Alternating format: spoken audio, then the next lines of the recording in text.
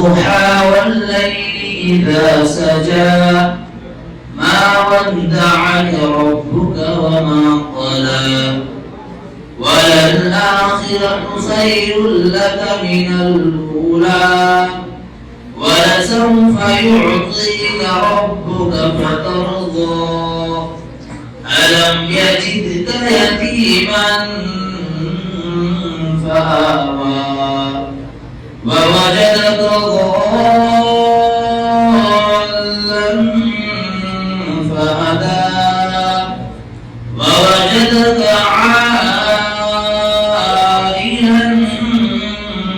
فأغنى فأما اليتيم فلا تقهر وأما السائل فلا تنهر وأما بنعمة ربك فحدث صدق الله العظيم.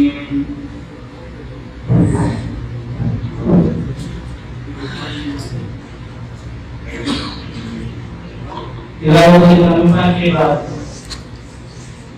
نعت پاک کے احترام پیش کرنے کے لیے میں بڑی ادب و احترام کے ساتھ آواز دیتا ہوں جنرل علماء پورا شہر کے خزانچی اور شاعر عبدالحمید علامہ صاحب کو کہ وہ یہاں آئے اور نعت پاک کے احترام پیش کریں.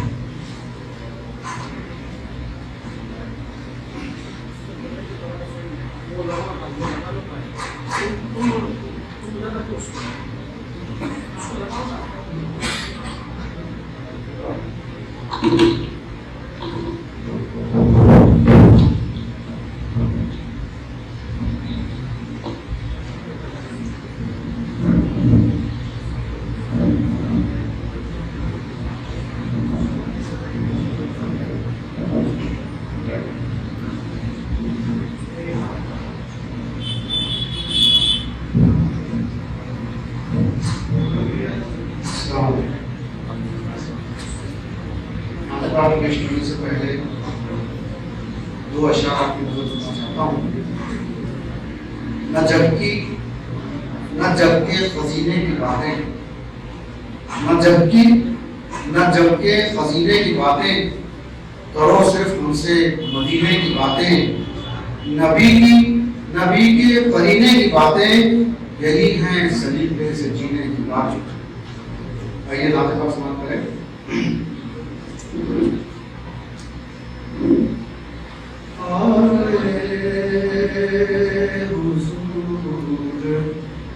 جب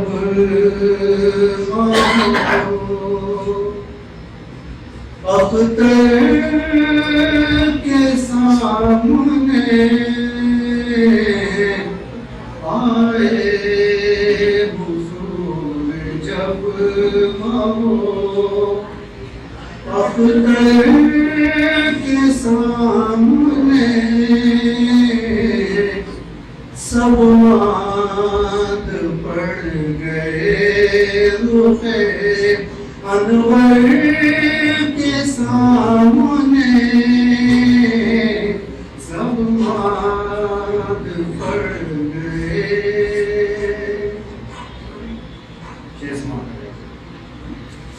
سالار جس کے سید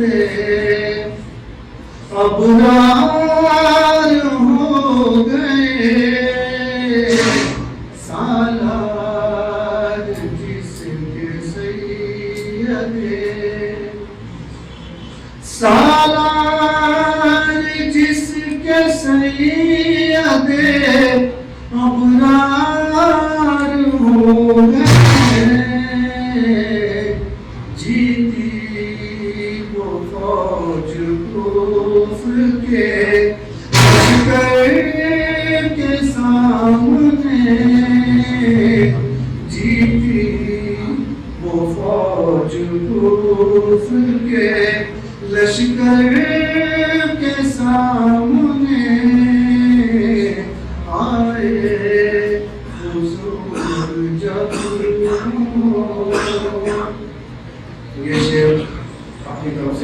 خاص طور پر پیش کر رہا ہوں کہ روپے نبی کے دعوے میرے بھوگ لینا ہو، روپے نبی کے دعوے، روپے نبی کے دعوے میرے بھوگ لینا ہو، دفتر کھلے جو شافعِ محشر کے سامنے، دفتر کھلے جو شافعِ محشر کے سامنے، اور اتنی ہے بس دعا میری رب کریم سے، اتنی ہے بس دعا، اتنی ہے بس دعا میری رب کریم سے، ہو جاؤں پیش ساقیے کوثر کے سامنے، ہو جاؤں پیش ساقیے کوثر کے سامنے، اور متاثر کرتا ہوں مجھ پر بھی ایک نظر شہبت حاکم ہنر، مجھ پر بھی ایک نظر، مجھ پر بھی ایک نظر شہبت حاکم ہنر، پا جاؤں کچھ جگہ درے اطہر کے سامنے، پا جاؤں کچھ جگہ درے اطہر کے سامنے، آئے حضور جب مہو اختر کے سامنے، سب مانگ پڑ گئے روپے انور کے سامنے، آئے حضور جب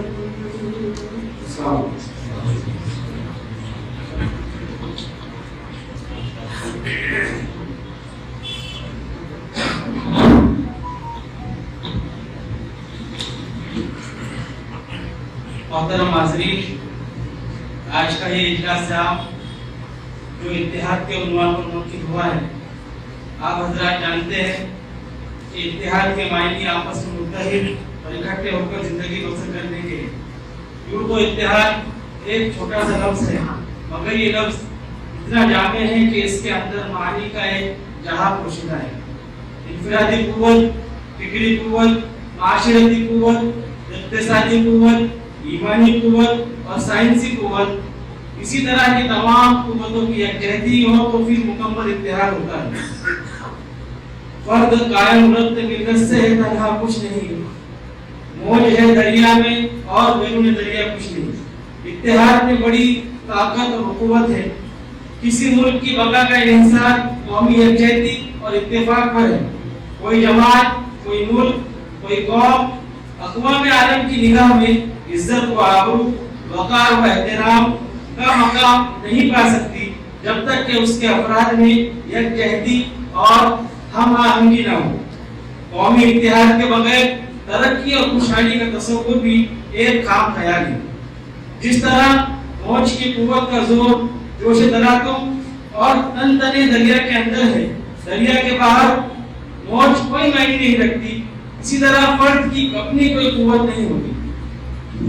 فرد تنہا کوئی حیثیت نہیں رکھتا، لیکن جب وہ ایک ملت میں گم ہو جاتا ہے تو بڑی طاقت قوت بن جاتی ہے۔ آج کا یہ اجلاس عام قومی اتحاد اور ملی زندگی کی اہمیت کو سمجھتے ہوئے آپسی اتحاد و اتفاق کو مضبوط کرنے کی ایک سنہری کڑی ہے۔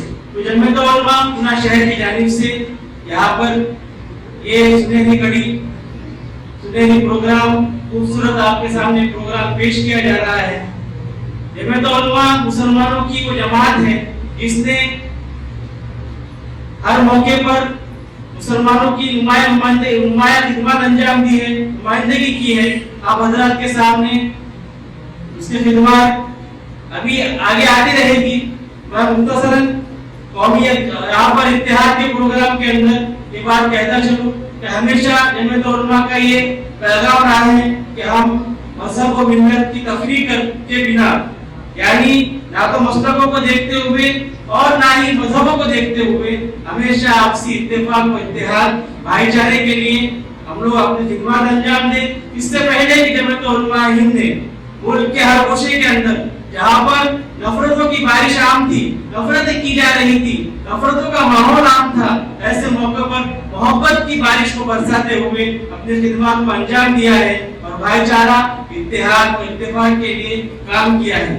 لیکن اس سے پہلے قومی یکجہتی پر جانے سے پہلے ہماری صفیں درست ہونی چاہیے۔ ہم لوگ اپنا فرقہ، اپنا مسلک، اپنی مسجد اور اپنے گھر تک رکھیں۔ ہم جب باہر نکلے، ہم مسلمان ہیں، ہم اسلام کو، ایمان کو ماننے والے ہیں، ہم جو ہے ایک نبی کی پیروی کرنے والے ہیں، تو ہم وہاں پر ایک ہونا چاہیے۔ اسی بات کو محسوس کرتے ہوئے اس شروع شہر کے اندر جمعیت علماء پونا نے یہ اتحاد وقت کی پکار کا یہ پروگرام منعقد کیا ہے۔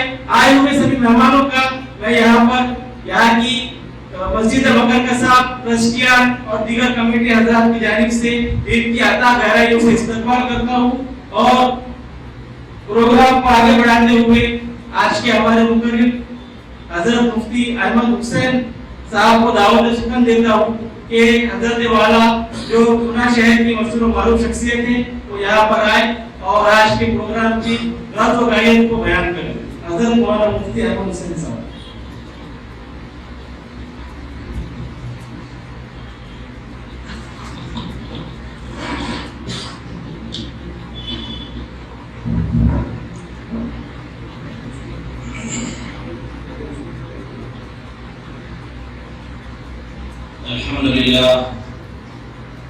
الحمد لله رب العالمين والصلاة والسلام على سيد الأنبياء والمرسلين وعلى آله وأصحابه أجمعين۔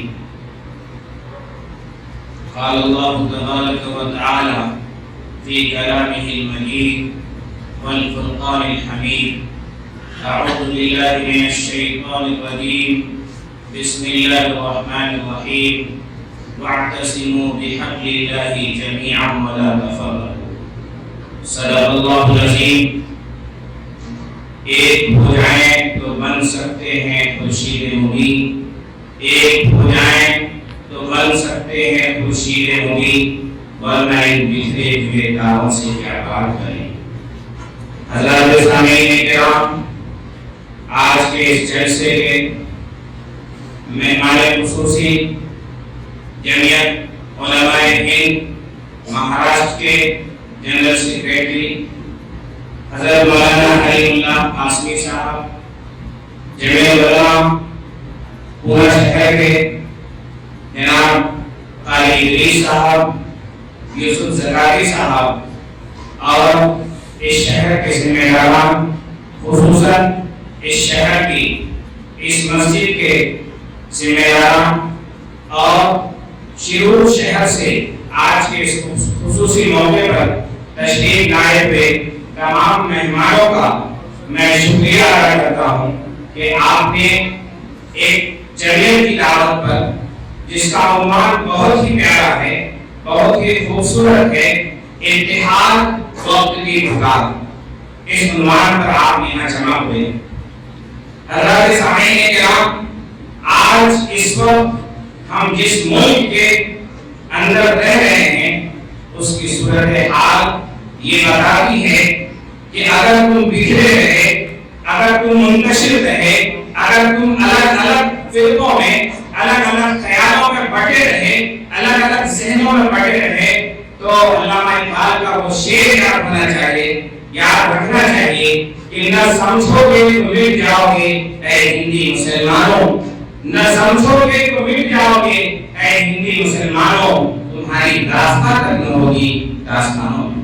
حضرات سامعین کرام، آج ضرورت اس بات کی ہے کہ ہم اپنی صفوں میں اتفاق پیدا کریں، صفوں میں اتحاد پیدا کریں، اپنی الگ الگ مرتبہ فکر پر رہتے ہوئے جہاں ملی مسائل آ جائیں، جہاں سماج کے مسائل آ جائیں، جہاں مسلمانوں کے مسائل آ جائیں، ان مسائل پر سر جوڑ کر اتفاق اور اتحاد سے اس ملک کے کانسٹیٹیوشن اور اس ملک کے دستور اور اس ملک کے سنویدھان کو سامنے رکھتے ہوئے اتفاق اور اتحاد کے ساتھ صبر کا مظاہرہ کرتے ہوئے اپنی قوم کو، اپنی ملت کو، اپنی سماج کو آگے بڑھانے کا کام کریں۔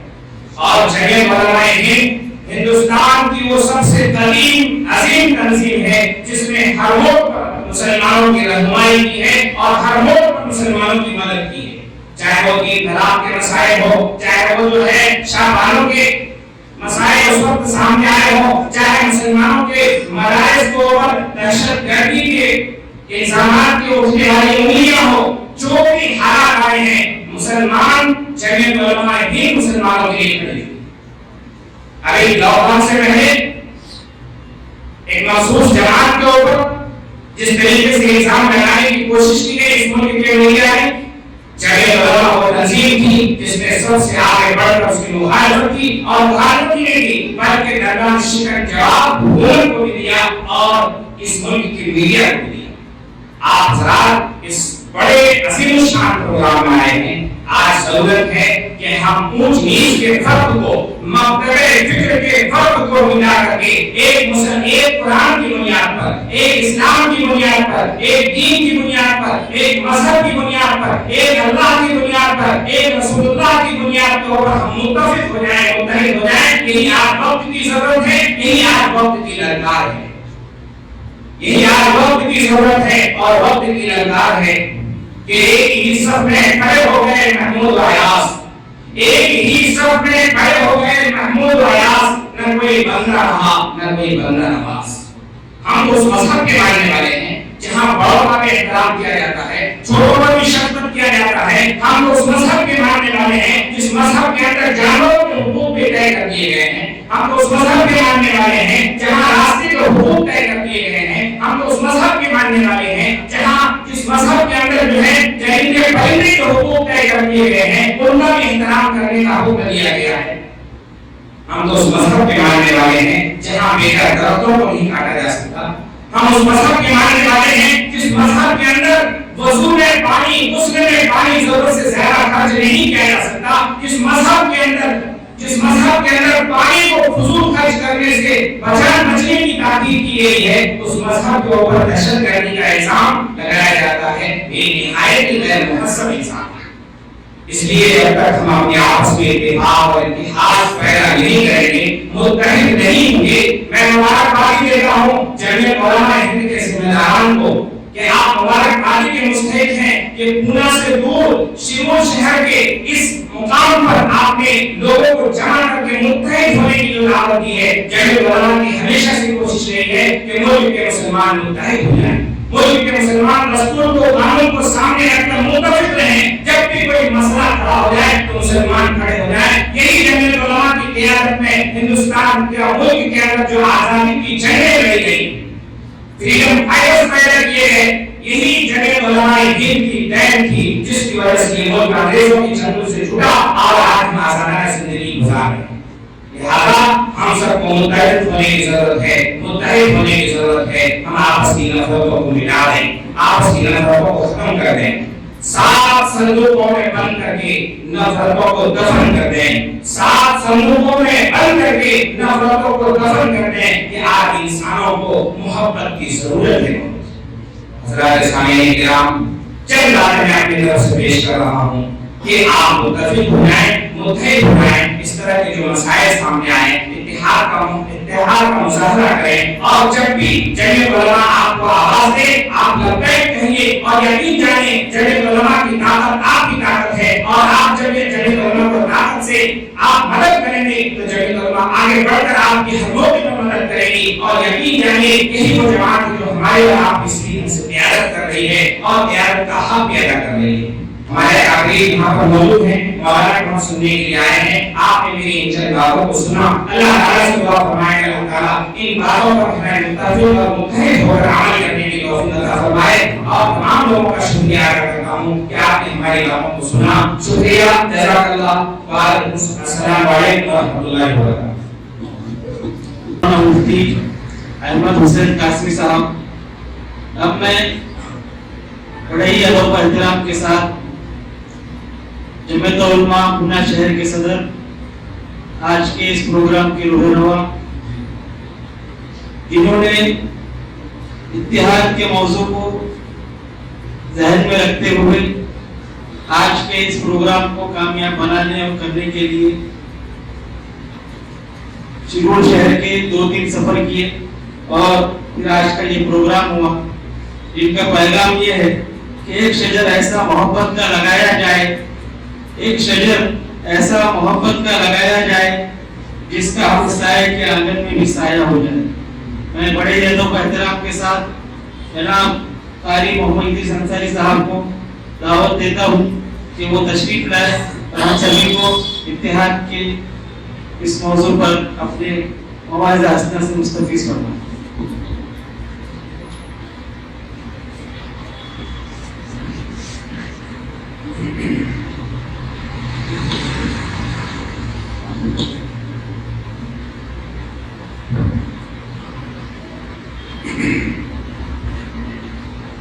السلام علیکم ورحمۃ اللہ وبرکاتہ۔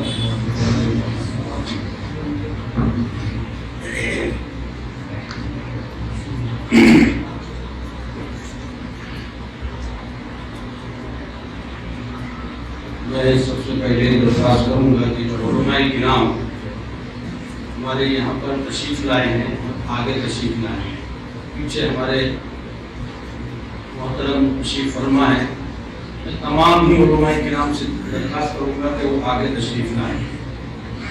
پروگرام کا آغاز باقاعدہ ہو چکا ہے۔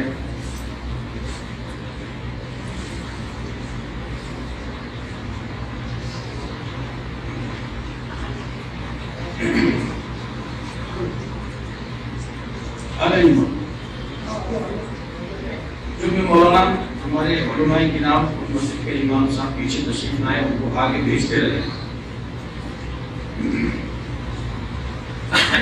بسم اللہ الرحمن الرحیم، اعوذ باللہ من الشیطان الرجیم، بسم اللہ الرحمن الرحیم،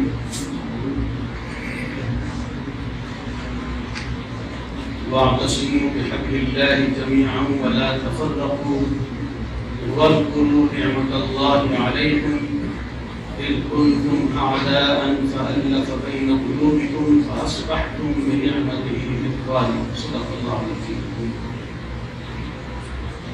دوستو، ابھی آپ نے ہمارے بہت ہی محترم حضرت مولانا مفتی احمد حسین قاسمی صاحب کو سنا، جو آپ حضرات کو یہ کہہ رہے تھے، یہ پیغام دے رہے تھے، متحد ہوں تو بدل سکتے ہیں زمانے کا نظام، متحد ہوں تو بدل سکتے ہیں زمانے کا نظام، اور منتشر ہوں تو مرو شور مچاتے کیوں۔ آج کے حالات یہ ہیں کہ جب کوئی حالات آتے ہیں تو ہم لوگ آپس میں شور مچاتے رہتے ہیں، لیکن شور مچانے سے کچھ نہیں ہوگا۔ اگر ہم ایک ہو جائیں گے، ہماری طاقت ایک ہو جائے گی، انشاءاللہ زمانے کا نظام بدل سکتا ہے۔ آج جو زمانے کے نظام کے اندر انتشار اختلاف ہے، آج جو حالات ہم دیکھ رہے ہیں، یہ کسی اور کا دیا ہوا نہیں ہے، یہ ہمارا اور آپ کا دیا ہوا ہے۔ اس لیے آج ہمارے درمیان بہت ہی محترم شخصیت، مہاراشٹر کے مشہور عالم دین حضرت مولانا علیم اللہ قاسمی صاحب دعوت برکاتہ تشریف فرما ہے. اصل میں تو انہی کا بیان ہمیں اور آپ کو سننا ہے. اسی طریقے سے جناب حافظ محمد عارف صاحب تھانہ سے تشریف لائے ہیں. مولانا موسیٰ مفتاحی صاحب جو کرسی پر تشریف فرما ہے، بہت ہی بزرگ کمزور آدمی ہیں، لیکن وہ بھی اس پروگرام کو رونق بخشنے کے لیے پونہ سے تشریف لائے ہیں. مولانا شاکر صاحب جمعیت علماء پونہ کے نائب صدر ہیں. مفتی احمد حسین قاسمی صاحب جن کو بھی آپ نے سنا. جناب آصف کھوکر صاحب جو ذمہ دار ہیں ایرولہ حلقے کے پونہ شہر میں. محمد یوسف زکاتی صاحب جو جنرل سیکریٹری ہیں جمعیت علماء پونہ شہر کے. عبدالحمید انعامدار صاحب جو خزانچی ہیں پونہ شہر کے.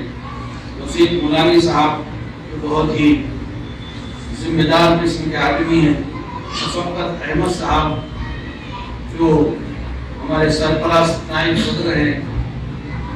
عشرت بھائی، فردوس بھائی، قاری مشتاق صاحب، عبدالرشید انصاری صاحب، انیس پٹھان صاحب، اور اسی طرح ہمارے شہر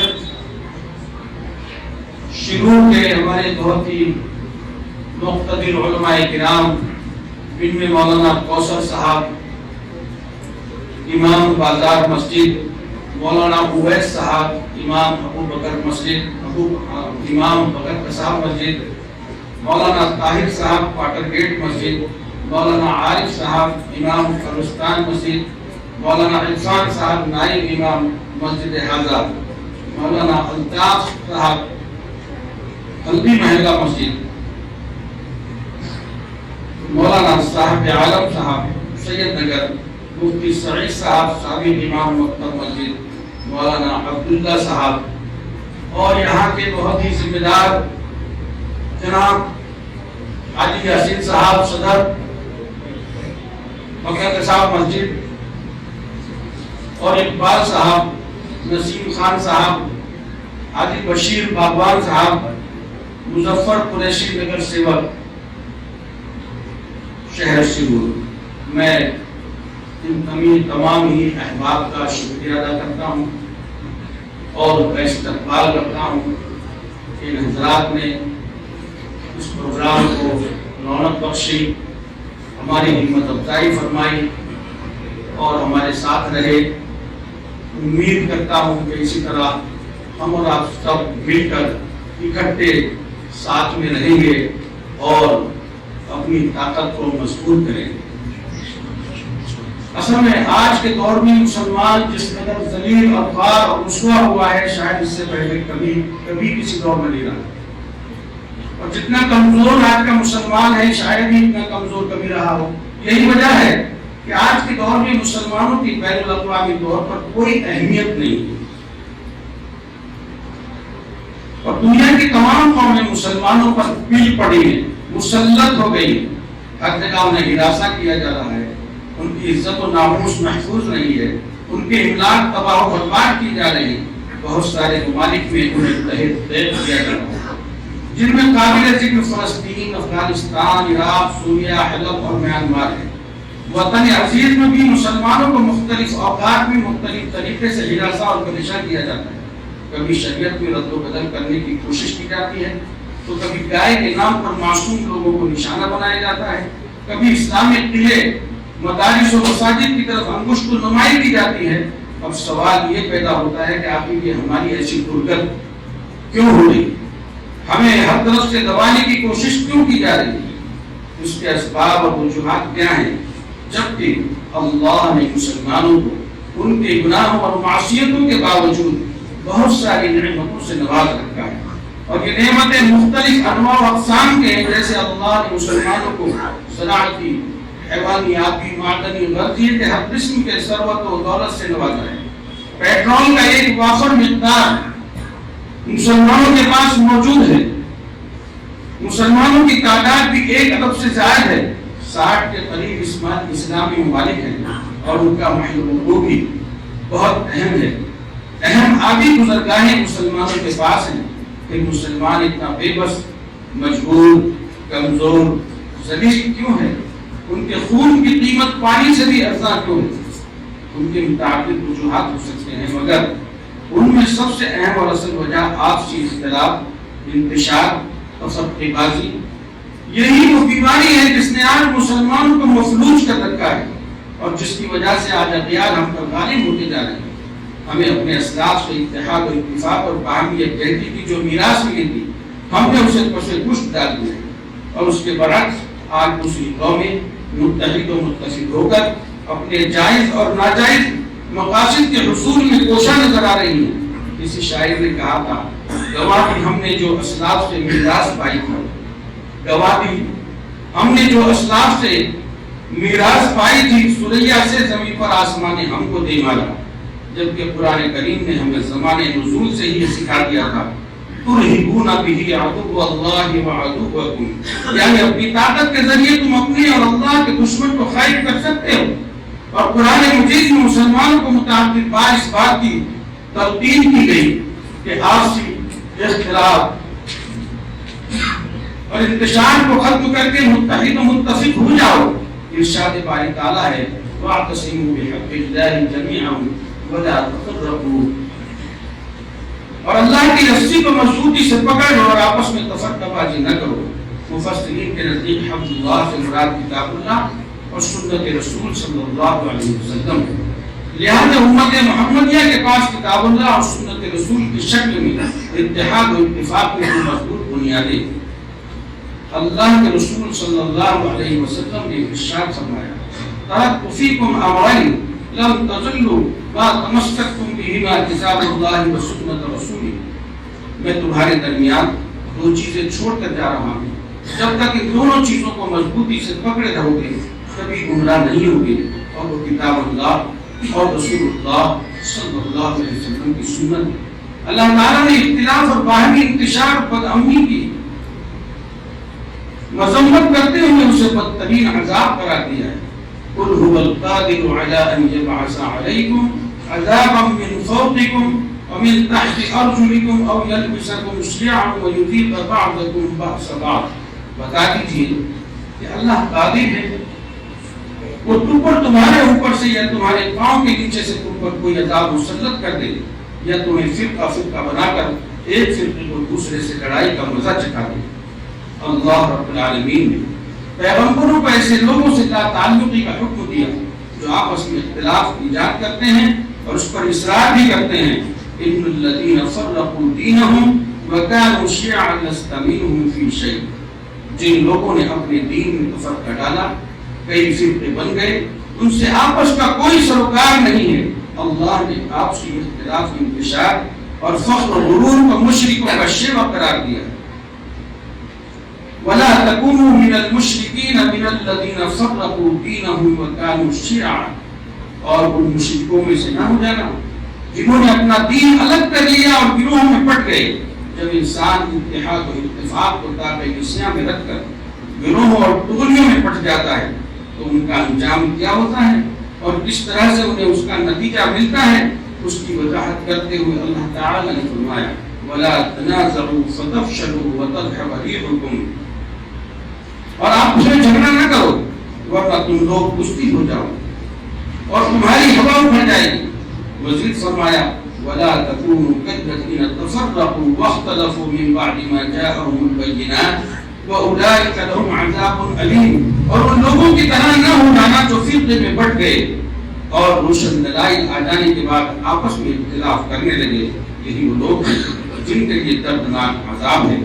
پیغمبر آخر الزمان صلی اللہ علیہ وسلم کی جانب سے اہل ایمان کے درمیان اتحاد و اتفاق کو باقی رکھنے کے لیے متعدد فرامین وارد ہوئے ہیں. آپ صلی اللہ علیہ وسلم نے فرمایا، مومنوں کی مثال ایک دوسرے سے رحم کرنے، ایک دوسرے سے محبت کرنے اور ایک دوسرے کی خیر خواہی کرنے میں ایک جسم کے مانند ہے.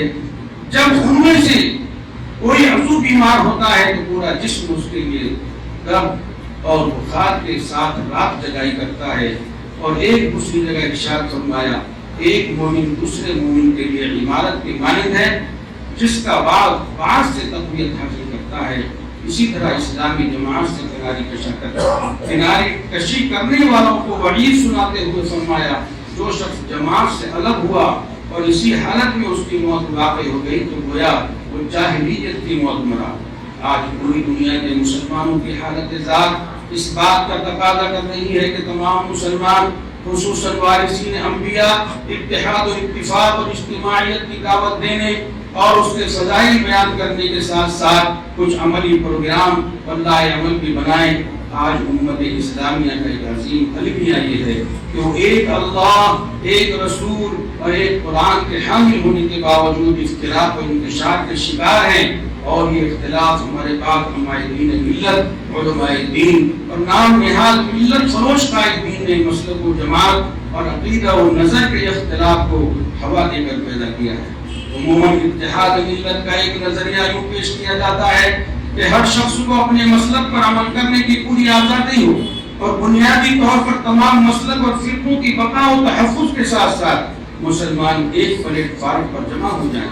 بظاہر یہ ایک ایسا عمدہ اور خوشنما اتحادی تصور ہے جس پر عمل پیرا ہو کر مسلمانوں کی صفوں میں اتحاد و اتفاق اور یکجہتی پیدا کی جا سکتی ہے. چاہتے ہو مسلمانوں میں اتحاد و اتفاق کا پیدا ہونا لازمی امر ہے. کسی شاعر نے کہا ہے چاہتے ہو اگر زمانے میں وقار دائمی سب سے پہلے اتحاد باہمی پیدا کرو. قاری کرام اتحاد ملت کے لیے چند مطلوبہ اوصاف ہے جن پر عمل کیے بغیر امت اپنے اس مقصد میں کامیاب اور کامران نہیں ہو سکتی. وہ مطلوبہ اوصاف یہ ہیں کہ شخصی گروہی اور مسلکی عصبیت سے اجتناب کیا جائے، اپنوں اور غیروں کے ساتھ حسن ظن رکھا جائے، الزام اور طعن و تشہیر سے مکمل اجتناب کیا جائے، اختلاف امور میں سختی کے بجائے نرمی اور فیاضی کا معاملہ کیا جائے، بحث و مباحثے میں احسن طریقہ اختیار کیا جائے. اسی عنوان پر آج کے جمعہ کے بیان میں حضرت مولانا حلیم اللہ قاسمی صاحب نے بیان فرمایا تھا. آپ نے اس کو بہت سماعت فرمایا ہے اور سنا ہوگا. دوستو، اتحاد کی ایک چند عملی باتیں تھی جو میں نے آپ کے سامنے پیش کی.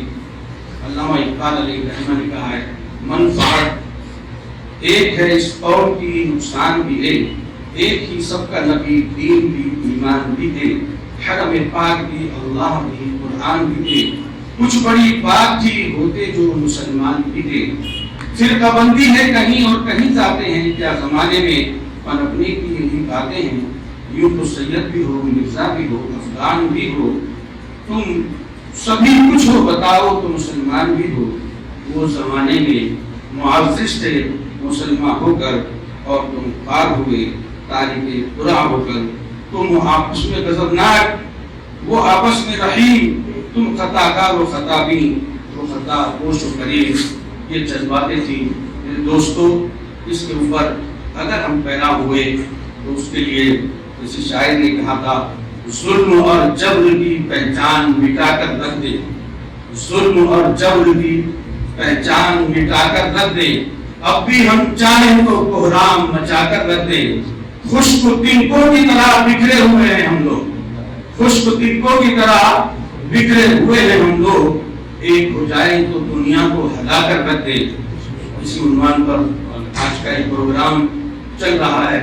میں آپ سبھی حضرات کا استقبال کرتا ہوں اور شکریہ ادا کرتا ہوں کہ آپ نے ہماری مختصر سی دعوت پر لبیک کہا اور آپ حضرات تشریف لائے.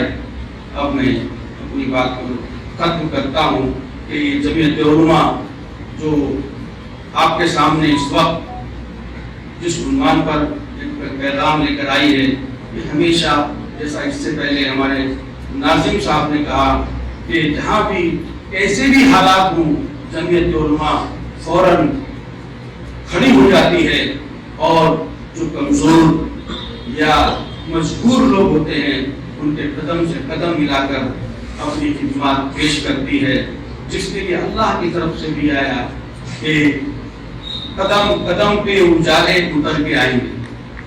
آپ اگر غریبوں کا ساتھ دیں گے، پڑوسیوں کے ساتھ دیں گے، مجبوروں کا ساتھ دیں گے، کوئی بیمار ہو جائے اس کی عیادت کریں گے، رسول اللہ صلی اللہ علیہ وسلم کی سنت، قدم قدم پہ اجالے اتر کے آئیں گے، تیرے نصیب میں تارے اتر کے آئیں گے، سہارا بن کے نکل کے سہاروں کا تیری مدد کو فرشتے اتر کے آئیں گے، تیری مدد کو فرشتے اتر کے آئیں گے۔ آؤ ہم سب مل کر اپنے محلے میں، اپنی بستی میں، اپنے شہر میں، اپنے صوبے میں اور اپنے علاقے میں ایک دوسرے کے درد کو بانٹیں۔ انشاءاللہ فرشتوں کی مدد اسی طریقے سے آئے گی جس طریقے سے رسول اللہ صلی اللہ علیہ وسلم کے زمانے میں بدر میں فرشتے اترے تھے، آج بھی اتریں گے۔ شرط یہ ہے کہ ہم بھی اسی نہج پہ آ جائیں۔ اللہ مجھے بھی اور آپ کو بھی عمل کی توفیق نصیب فرمائے۔ الحمدللہ۔ اب آج کے ہمارے اس پروگرام کی آخری کڑی اوپر خاص مہمان خصوصی حضرت مولانا حلیم اللہ قاسمی دامت برکاتہ، جو تعارف کے محتاج نہیں ہے، لیکن چونکہ شہر شرور کے اندر آپ کی پہلی بار تشریف آوری ہوئی ہے، اس لیے میرا اخلاقی فریضہ ہے کہ میں حضرت والا کا تعارف پیش کرواؤں۔ آپ مہاراشٹر کی مشہور و معروف شخصیت ہے۔ مہاراشٹر کے عظیم دینی درسگاہ الجامعۃ الاسلامیہ سراج العلوم بھیونڈی میں صدر مدرس خدمات انجام دے رہے ہیں۔ آپ کی درس خدمات کو بلایا نہیں جا سکتا۔ آپ انتظامی امور کے ماہر ہیں، پڑھائی خدمات میں ہمیشہ پیش رہتے ہیں۔ اہلیان مہاراشٹر کے لیے بڑی خوش قسمتی کی بات ہے کہ مولانا موصوف جمعیت علماء ہند مہاراشٹر کے جنرل سیکریٹری ہیں۔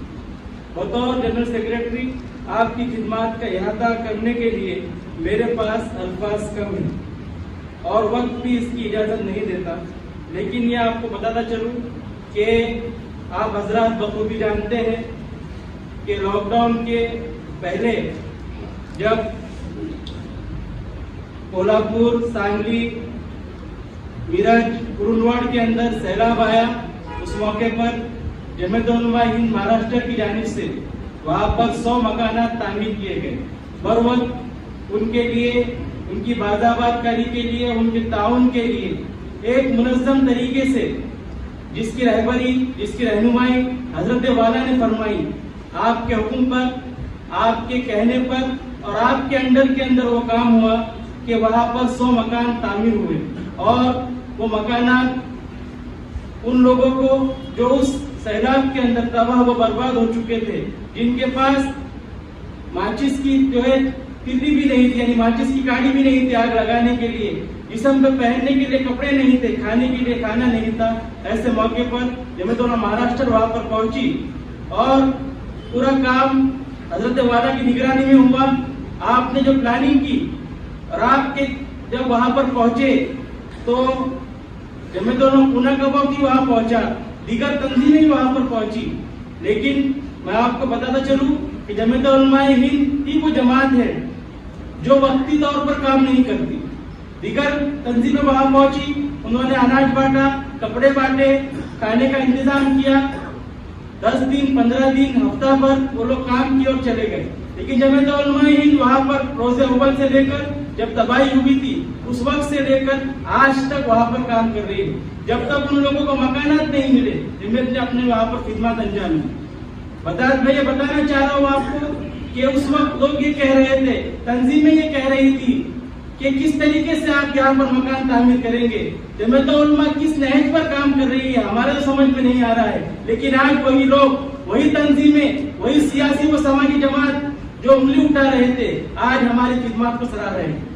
اور اس کا سارا جو ہے اس کام کرنے کا نتیجہ، اس کام کی جو خدمات کی سراہنا ہے وہ حضرت والا کے سر جاتی ہے، کیونکہ آپ نے اس موقع پر وہاں پر دن کو دن نہ سمجھتے ہوئے، رات کو رات نہ سمجھتے ہوئے، بھیونڈی سے لے کر سانگلی کا سفر، سانگلی سے لے کر میرٹھ کا سفر، میرٹھ سے لے کر کولہاپور کا سفر، کولہاپور سے پھر واپس دوبارہ اپنی درسی خدمات کے لیے بھیونڈی کا سفر، پھر اس کے بعد دفتر کے اندر پہنچنا، پھر دفتر یعنی ممبئی کے اندر जा कर महाराष्ट्र की राजधानी के अंदर जाके फिर वापस जो है सांगली का सफर करना, अपनी उम्र का लिहाज न रखते हुए अपनी किराना साले के बावजूद आपने खिदमत अंजाम दी। ऐसी बहुत सी खिदमत है, मैं आपको बताना चलूंगा, लेकिन मैंने पहले ही कहा कि मेरे पास अल्पास कम है, वक्त इसकी इजाजत नहीं दे रहा है।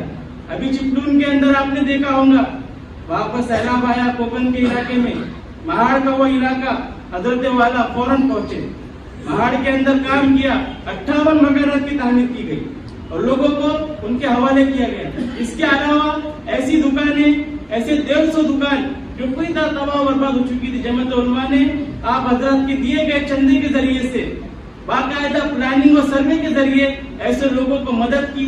2.5 लाख रुपए, 2 लाख रुपए, 50 हजार रुपए, जैसी जिसकी जरूरत थी, इसको जिस चीज की जरूरत थी उन्हें वो मुहैया कराया। बाद दुकानात के अंदर जो है कारोबार के लिहाज से उन्हें जो माल भर कर दिया गया। बाद दुकानें जो डैमेज हो चुकी थी, उनके शटर का, टाइल्स का, दिगर चीजों का काम कराया गया, फर्नीचर करा कर दिया गया।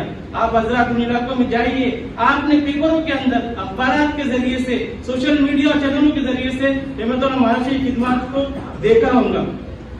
बताने का मकसूद और मंशा ये है कि आज हमारे पास एक ऐसी शख्सियत है जो पूरे महाराष्ट्र के अंदर अपनी खिदमत के जरिए से पहचानी जाती है।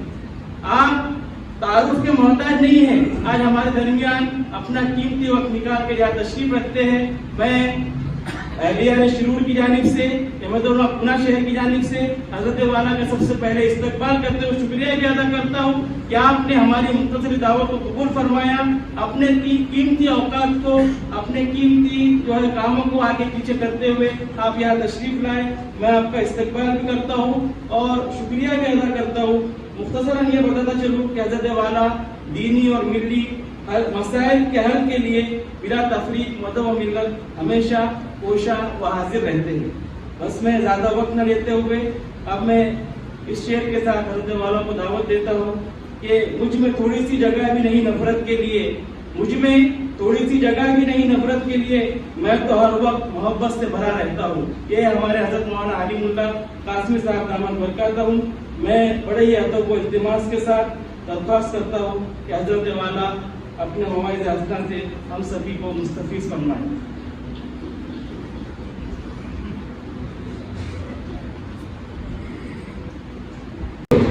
अल्हम्दुलिल्लाहि रब्बिल आलमीन वस्सलातु वस्सलामु अला सय्यिदिल मुरसलीन व अला आलिहि व अस्हाबिहि अजमईन। अम्मा बअदु फक़द क़ाल नबी सल्लल्लाहु अलैहि वसल्लम ला यज़ालु मिन उम्मती उम्मतुन क़ाइमतुन बिअम्रिल्लाह ला यदुर्रुहुम मन ख़ज़लहुम वला मन ख़ालफ़हुम हत्ता यातिय अम्रुल्लाहि व हुम अला ज़ालिक औ कमा क़ाल अलैहि सल्लतु वस्सलाम।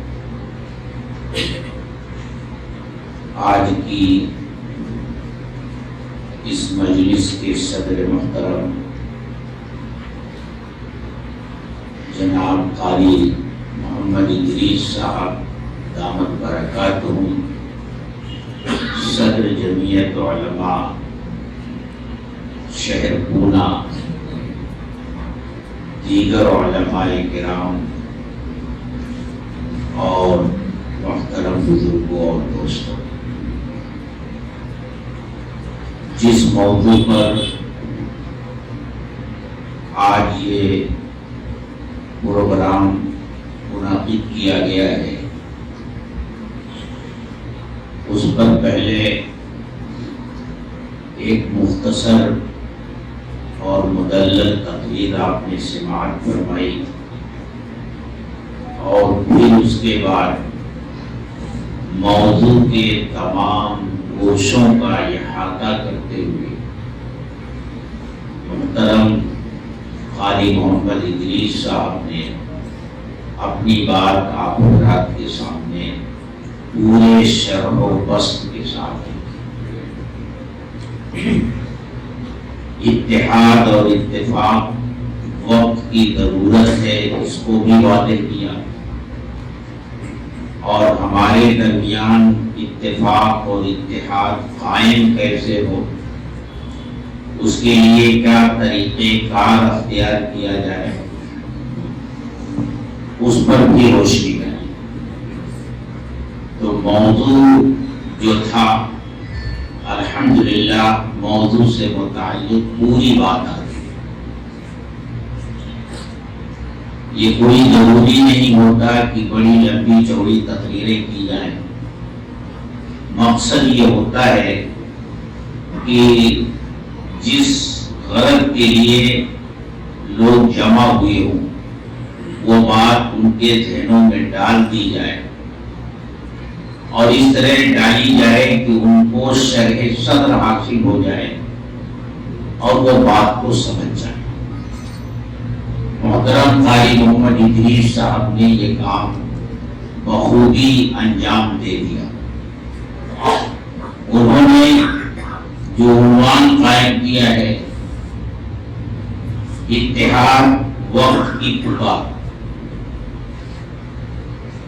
اتحاد یہ ہمیشہ کی ضرورت رہی ہے اور رہے گی. وہ قرآنی آیات اور وہ احادیث مبارکہ جو محترم قاری محمد ادریس صاحب نے آپ حضرات کو بتائی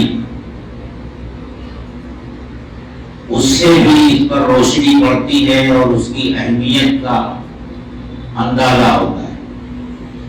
اور اس وقت جو حالات ہیں ملت اسلامیہ کے نہ صرف ہندوستان کے اندر بلکہ پوری دنیا کے اندر قاری صاحب نے اس کا بھی نقشہ اپنی تقریر میں کھینچا ہے. لیکن ملت پر آنے والے حالات اور مسائل کا اس سے بہتر کوئی نقشہ نہیں کھینچا جا سکتا جسے مدنی آقا سرکار دو عالم حضرت محمد رسول اللہ صلی اللہ علیہ وسلم نے اپنی ایک حدیث میں بیان فرمایا.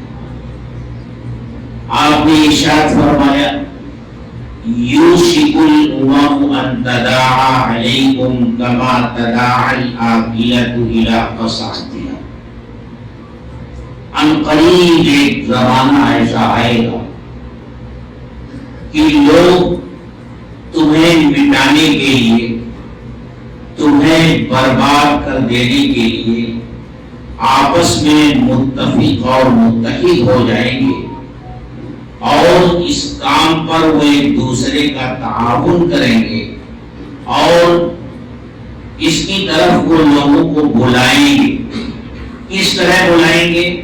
کہتے ہیں جیسے دسترخوان لگا ہوا ہو اس پر کھانا چنا ہوا ہو, کچھ لوگ کھانا کھا رہے ہوں اور دوسروں سے کہیں آؤ آؤ تم بھی شریک ہو جاؤ, آؤ تم بھی شریک ہو جاؤ. اس طرح لوگ ملت اسلامیہ کو تباہ اور برباد کرنے کے لیے دوسری قوموں کو دعوت دیں گے کہ ہم تو اپنا ہاتھ دھو ہی رہے ہیں, آؤ تم بھی شامل ہو جاؤ اور ڈرو نہیں گھبراؤ نہیں. جس طرح دسترخوان پر بیٹھ کر کھانا کھانے میں کوئی خطرہ نہیں ہوتا, اسی طرح اب یہ قوم مسلمانوں کی اور یہ ملت ایمان والوں کی ایسی ہو گئی ہے کہ اس سے تمہیں کوئی نقصان نہیں پہنچے گا. یہ ہمت ہار چکی ہے, یہ حوصلہ ہار چکی ہے, یہ اپنا دفاع بھی کرنے کی پوزیشن میں نہیں ہے. آؤ اور آسانی سے اسے نکل جاؤ. جب آپ نے یہ بات ارشاد فرمائی تو سوال کرنے والے نے سوال کیا وَمِن قِلَّةٍ نَحْنُ يَوْمَئِذٍ یا رسول اللہ, اے اللہ کے رسول کیا اس زمانے میں ہماری تعداد کم ہو, ہم تھوڑے ہوں گے اور کم ہونے کی وجہ سے تعداد میں کمی کی وجہ سے لوگوں کے اندر یہ حوصلہ پیدا ہوگا؟ تو آپ نے ارشاد فرمایا بل انتم یومئذ کثیر, کم نہیں ہوگے بلکہ پہلے پہلے کے مقابلے میں تم کہیں زیادہ ہوگے، تمہاری تعداد پہلے سے کہیں زیادہ ہوگی۔ قاری صاحب نے اپنی تقریر میں بات فرمائی، اس وقت مسلمانوں کے پاس جتنے ملک ہیں اس سے پہلے کبھی نہیں تھے۔ مال و دولت دیکھی جائے تو جتنی مال و دولت پوری دنیا میں بسنے والے مسلمانوں کے پاس اور ان کی حکومتوں کے پاس ہے، اگر اس کو جمع کیا جائے تو اتنا مال و دولت کسی کے پاس نہیں۔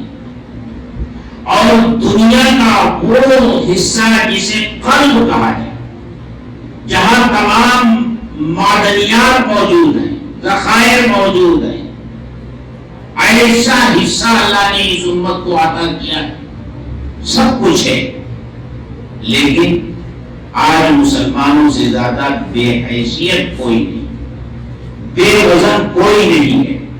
جہاں وہ اقلیت میں ہے ان کا حال تو ہم دیکھ ہی رہے، جہاں وہ اکثریت میں اور کہنے کو ان کی اپنی حکومتیں ہیں، ان کے ہاتھ میں اقتدار ہے، لیکن اگر دیکھا جائے تو وہ اقتدار رکھتے ہوئے بے اقتدار ہیں۔ وہ اپنے تخت پر بیٹھے ضرور ہیں لیکن کٹ پتلی ہیں، ڈور کہیں ہے۔ ان کے اپنے ملک کو چلانے کے لیے جو نظام بنتا ہے، جو پالیسیاں بنتی ہیں، اس میں بھی وہ بااختیار نہیں ہے، وہ کوئی اور بناتا ہے، کہیں اور بنتا ہے، نافذ یہاں ہوتا ہے۔ اتنا بے حیثیت مسلمان تو کبھی نہیں تھا، اس وقت بھی نہیں تھا جب 6ویں صدی ہجری میں تاتاریوں نے 2/3 عالم اسلام کو اپنے گھوڑوں کی سونگ سے روند ڈالا تھا، دارالخلافہ بغداد کو جلا کر خاکستر کر دیا تھا، اور یہ نظر آ رہا تھا کہ اسلام اب کبھی سر نہیں اٹھا سکے۔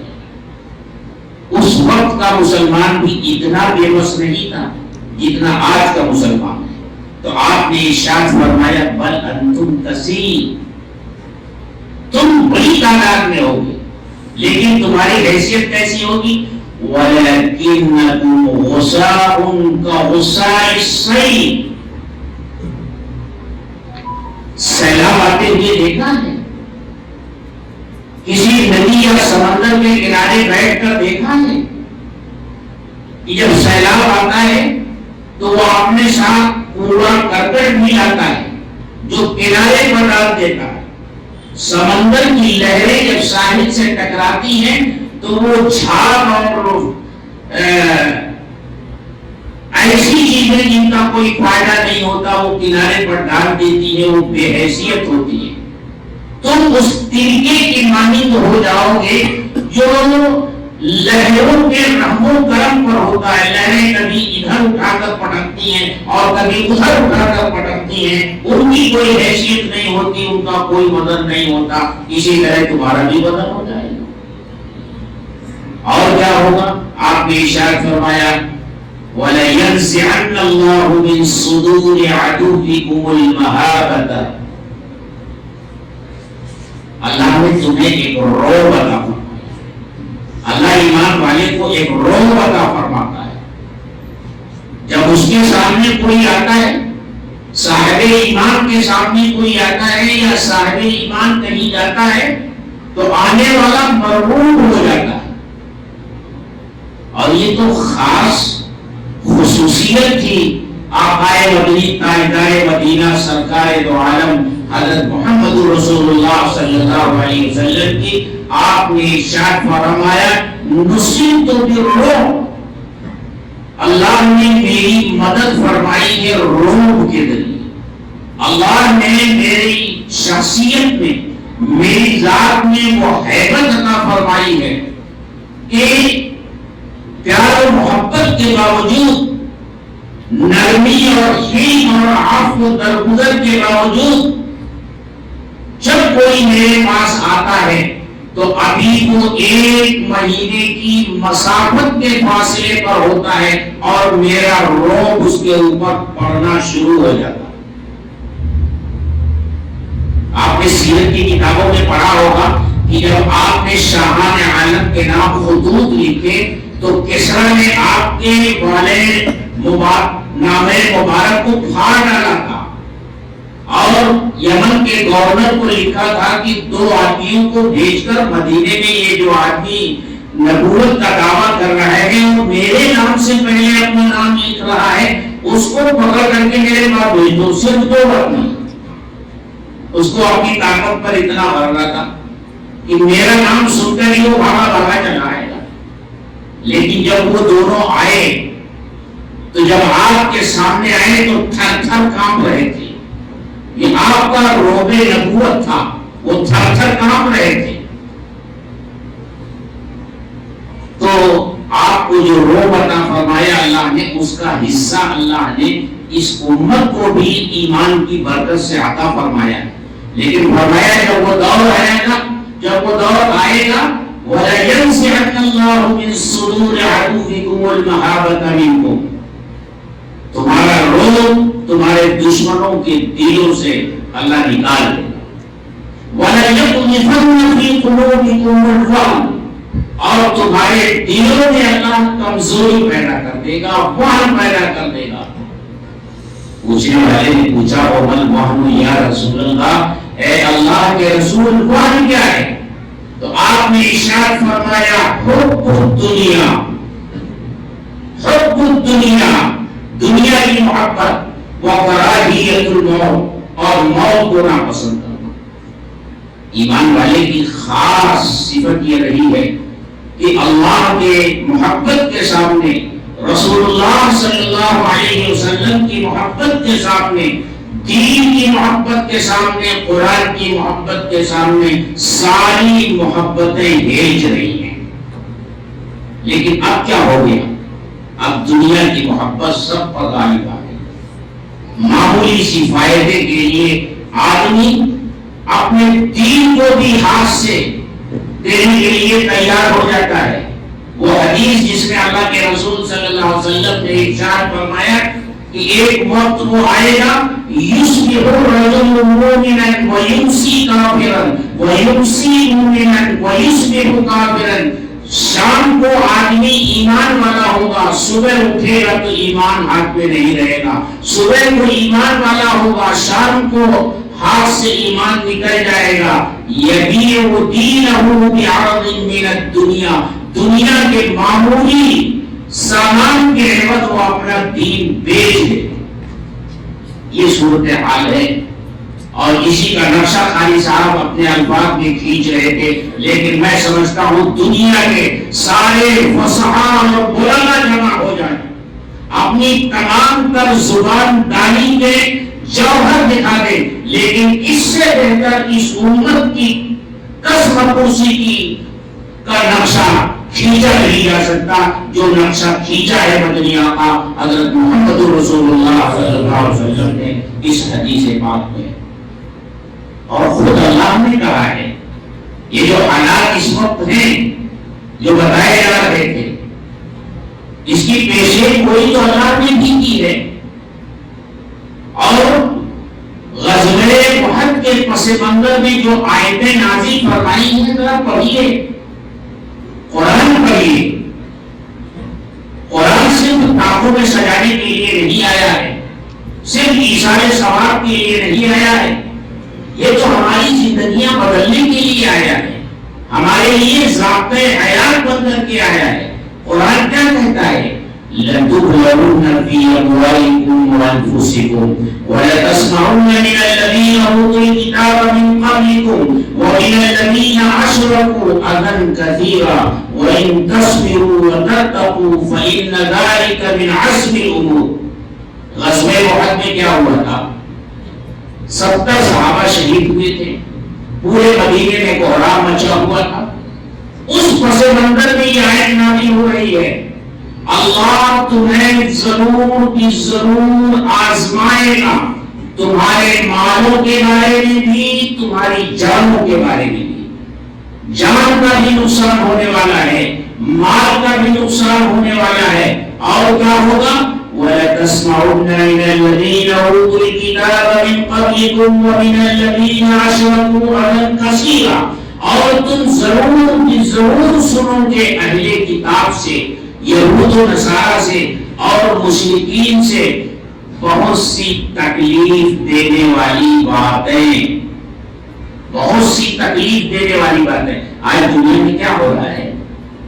کہیں پیغمبر اسلام کا خاکہ شائع کیا جا رہا ہے، یہ تکلیف دینے والی بات۔ کہیں حجاب کے اوپر پابندی لگانے کا مطالبہ کیا جا رہا ہے، یہ تکلیف دینے والی بات۔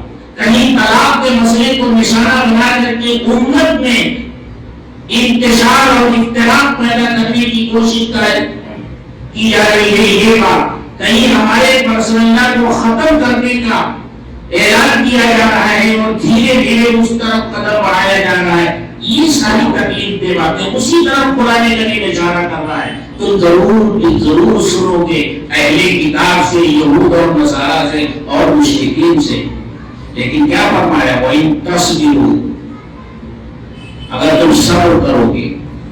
لیکن صبر کا وہ ایک مفہوم نہیں جو ہمارے ذہنوں میں بیٹھ گیا ہے کہ اگر تم کو کوئی تکلیف دے تو اس کو برداشت کر لو، یقیناً یہ بھی صبر ہے، لیکن صبر کا لفظ اپنے اندر بہت وسعت رکھتا ہے۔ صبر کی بہت سی قسمیں ہیں۔ صبر علی الطاعات، اللہ کے حکم پر جمنا اور اس جمنے میں جو تکلیفیں آ رہی ہیں ان کو برداشت کرنا، یہ بھی صبر ہے۔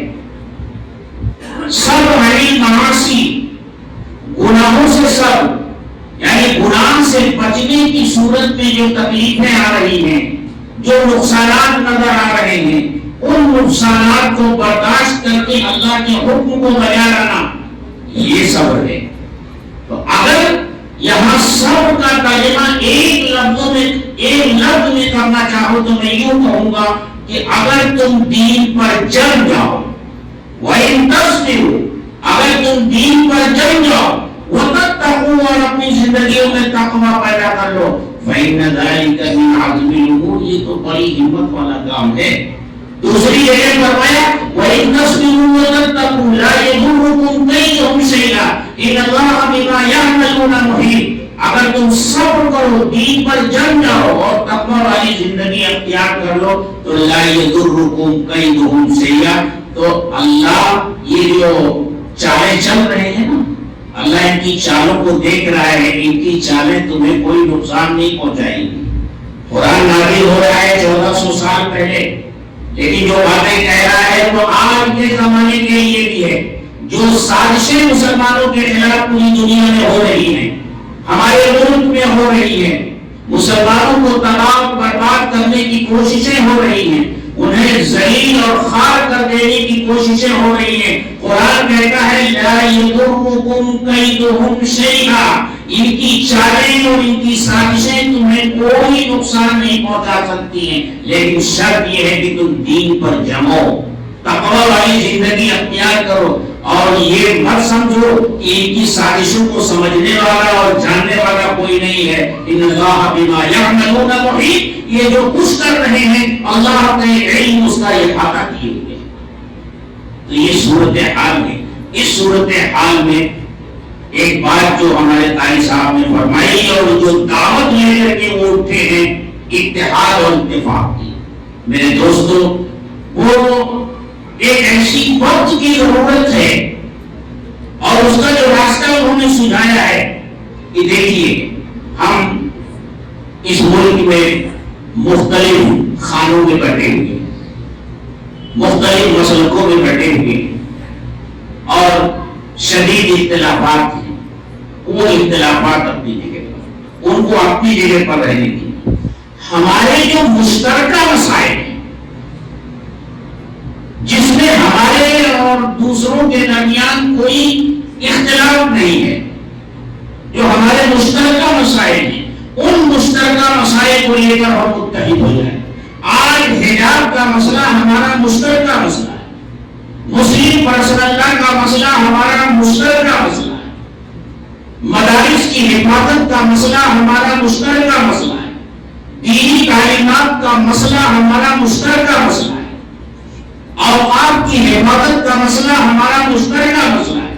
ہر ان مسائل کے حل کے لیے شیشہ پلائی ہوئی دیوار کی طرح کھڑے ہو جائے. اور بانٹنے والے اس سلسلے میں اگر ہمیں بانٹنے کی کوشش کریں تو وہ ناکام ہو جائیں اور ان کے چہرے کالے ہو جائیں اور وہ کامیاب نہ ہو سکے. اور یہ کوئی نیا کام نہیں ہے بانٹنے والوں کا. سیرت پڑھیے.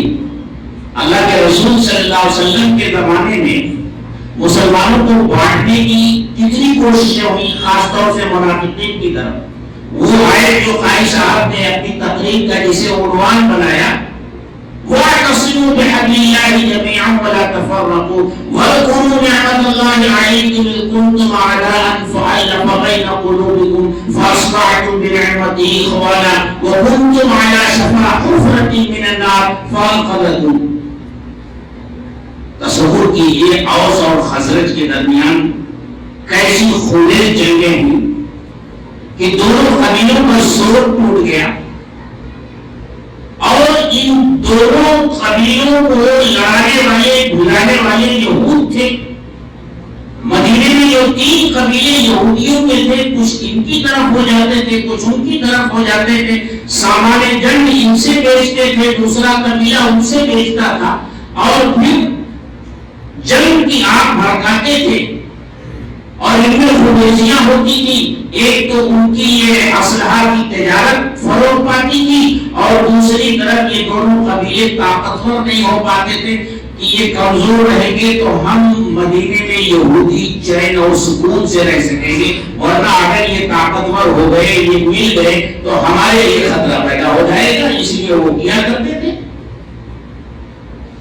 کتنے واقعات اللہ کے رسول صلی اللہ علیہ وسلم کی زندگی میں پیش آئے جب انصار مدینہ کے درمیان ایک مرتبہ پھر اوس اور خزرج کے درمیان پائی جانے والی عصبیتوں کو ابھارنے کی منافقین نے کوشش کی، لڑانے کی کوشش کی، لیکن اللہ کے رسول صلی اللہ علیہ وسلم نے اس آگ کو بجھایا. میں اس موضوع پر گفتگو کروں گا تو بات لمبی ہو جائے گی. بہرحال اتفاق اور اتحاد وقت کی اہم ضرورت ہے میرے دوستوں. اور جو نقطۂ اتحاد ہمارے قاری صاحب نے رکھا ہے اس سے بہتر نقطۂ اتحاد نہیں ہو سکتا. ٹھیک ہے ہمارا مسلک الگ ہے، ہمارے آپس میں اختلافات ہیں، لیکن ہمارا اللہ ایک ہے، ہمارا رسول ایک ہے، ہمارا دین ایک ہے، ہمارا قرآن ایک ہے. تو جو مسائل ہم میں مشترک ہیں اس میں اختلاف نہیں، اس کو ایک پلیٹ فارم بنا کر ہم لوگ حل کرنے والے ہیں. دوسری بات اس موقع پر مجھے جمعیت علماء ہند کے تعلق سے کچھ ہے. دیکھیے جمعیت علماء ہند کو سمجھنے کے لیے، اس کی خدمات کو جاننے کے لیے اس ملک کی صدیوں کی تاریخ پڑھنی پڑتی ہے. تب جمعیت علماء سمجھ میں آتی ہے کہ وہ کیا ہے اور اس کی خدمات کیا ہے. ہمارا یہ ملک ہندوستان دنیا کا بہت ہی خوش قسمت ملک ہے اور اس ملک کی بڑی فضیلت ہے. اور اسلام کی روشنی اس دنیا میں سب سے پہلے، عرب سے بھی پہلے، حجاز سے بھی پہلے، سعودیہ سے بھی پہلے اور گلف کے ملکوں سے بھی پہلے ہندوستان میں آئی. اسلام کی روشنی سب سے پہلے ہندوستان میں آئی. اسلام جو دین ہے یہ صرف حضرت محمد صلی اللہ علیہ وسلم نہیں لائے. حضرت آدم علیہ السلام جو دین لے کر آئے تھے وہ اسلام تھا. پھر وہی اسلام، اسی اسلام کی دعوت تمام انبیاء کرام نے دی. فرق صرف اتنا ہے کہ اس کی تکمیل فرمائی ہے مدنی آقا حضرت محمد رسول اللہ صلی اللہ علیہ وسلم. اور آپ جانتے ہیں کہ کہ آدم علیہ السلام جب اس دنیا میں بھیجے گئے تو کہاں اتارے گئے؟ ہندوستان میں اتارے گئے.